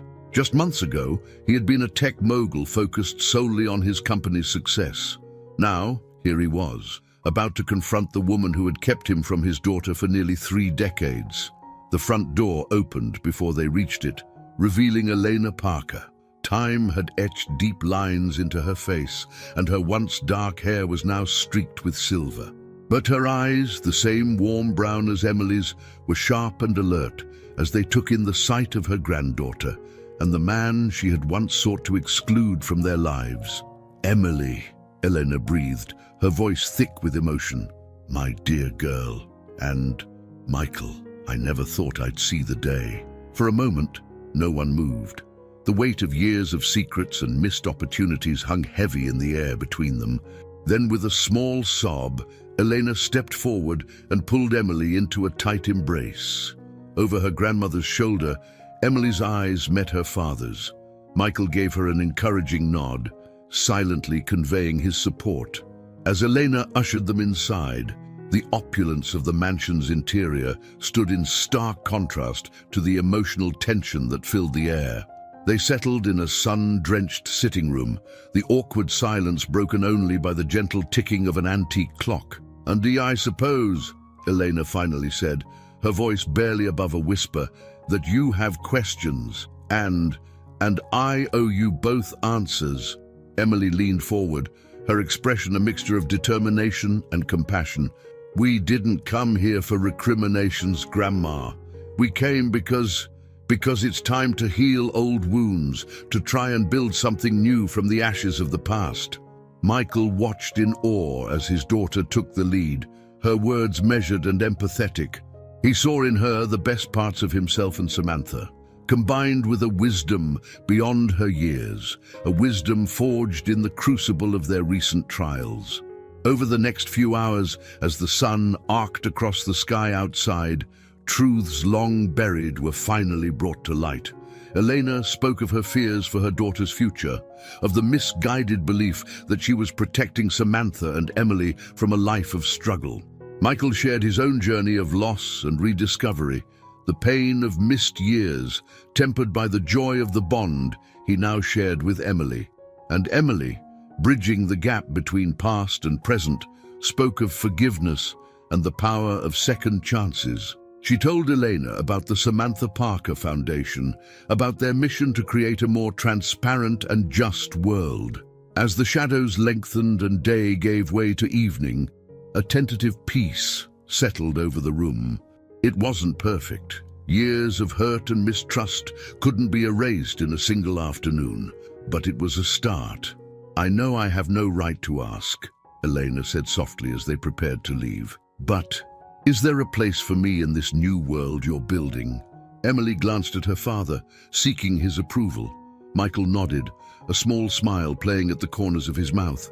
"There's always room for family," Emily replied, reaching out to squeeze her grandmother's hand. "If you're willing to be a part of it, we'd love for you to join us in New York, to see firsthand the work we're doing, and maybe find a way to contribute." Tears glistened in Elena's eyes as she nodded. "I'd like that very much." As they made their way back down the winding driveway, the setting sun painting the sky in brilliant hues of orange and pink, Michael felt a sense of closure settling over him. They had come to Argentina seeking answers and reconciliation, but they were leaving with so much more, a renewed sense of purpose and the promise of a future where old wounds could finally begin to heal. "You were amazing in there," Michael said softly to Emily as they reached the car. "Your mother would be so proud of you." Emily smiled, a bittersweet expression crossing her face. "I wish she could be here to see all of this, to know that her sacrifice wasn't in vain." Michael pulled his daughter into a tight embrace. "She is here, sweetheart, in you, in the foundation that bears her name, in every life we touch through our work. Samantha's legacy lives on through us." As they drove away from the estate, leaving Elena to prepare for her journey to New York, Emily's mind raced with possibilities. The Samantha Parker Foundation was growing beyond their wildest expectations, its influence reaching into corners of the globe they had never anticipated. "You know," Emily mused, her voice thoughtful, "I've been thinking about expanding our educational initiatives, maybe partnering with universities here in Argentina and in other countries. The fight for transparency and justice, it's not limited by borders." Michael nodded, a surge of pride warming his chest. "And that's a brilliant idea. We could set up scholarship programs, exchange initiatives, really make this a global movement." As they continued to brainstorm, the miles falling away beneath them, Michael couldn't help but marvel at the journey that had brought them to this point. From that first warning in a hospital room to uncovering a global conspiracy, from rebuilding a shattered family to creating a foundation that could change the world, it had been a path filled with danger, heartache, and unexpected joy. The lights of Buenos Aires twinkled in the distance as they approached the city, a fitting metaphor for the bright future that lay ahead.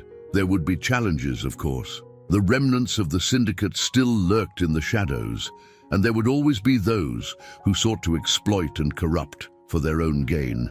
But as Michael glanced at his daughter, her face animated as she outlined her vision for the Foundation's future, he knew that they were ready to face whatever came their way.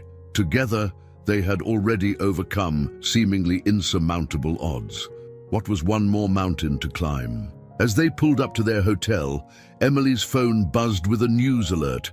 Her eyes widened as she read the headline. "Dad," she said, her voice a mix of excitement and trepidation, "you need to see this."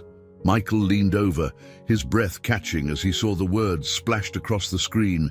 Global Tech Summit announced, Johnson and daughter to keynote on ethical innovation. A slow smile spread across Michael's face. "Well," he said, a hint of his old competitive spirit shining through, "it looks like the world is finally ready to listen. What do you say we give them a message they'll never forget?" Emily's answering grin was all the response he needed. As they stepped out of the car and into the warm Argentine night, father and daughter stood tall, ready to take on their next great adventure. The story of Michael and Emily Johnson was far from over. In many ways, it was just beginning, but as they made their way into the hotel, already discussing plans for their keynote address, one thing was certain. Whatever the future held, they would face it together, bound by blood, united by purpose, and driven by a shared vision of a better world. The Tech Summit loomed on the horizon, a platform from which they could share their message with the world. The Samantha Parker Foundation stood poised to expand its reach, touching lives across the globe, and somewhere out there, the remaining threads of the syndicate waited, a reminder that the fight for truth and justice was never truly over. But for now, in this moment, Michael and Emily Johnson were exactly where they were meant to be. They had weathered storms, uncovered truths, and forged a bond stronger than any force that had sought to keep them apart. And as they looked to the future, they did so not with fear, but with hope. Hope for a world where transparency triumphed over secrecy, where innovation served the greater good, and where the power of family could overcome any obstacle. The stage was set for the next chapter in their extraordinary journey. The world was watching, waiting to see what this unlikely duo would do next. And Michael and Emily Johnson were ready to show them one truth, one innovation, one life changed at a time. As the elevator doors closed behind them, carrying them up to their suite, Michael and Emily shared a look of understanding. The road ahead would be challenging, but they were ready. Together, they had already changed the world. Now, it was time to see just how far they could go. The future beckoned, bright with promise and possibility. And the Johnsons were ready to meet it head-on, armed with the truth, bound by love, and driven by an unwavering commitment to make the world a better place, not just for themselves, but for generations to come. As the elevator chimed, signaling their arrival at their floor, Emily squeezed her father's hand. "Ready for our next adventure, Dad?" Michael's answering smile was filled with pride, determination, and boundless love for the daughter he had only just discovered. "With you by my side, sweetheart, I'm ready for anything." The doors slid open, revealing the path ahead. And together, Michael and Emily Johnson stepped forward into their future, ready to face whatever challenges lay ahead and to seize every opportunity to make a difference in the world they had sworn to protect and improve. The end of one chapter, perhaps, but the beginning of so many more. For Michael and Emily Johnson, the greatest adventures and the most profound changes were yet to come. I hope you enjoyed today's story. Subscribe to the channel so you don't miss more stories like this. Leave a like and comment below what you thought of the story. See you in the next video.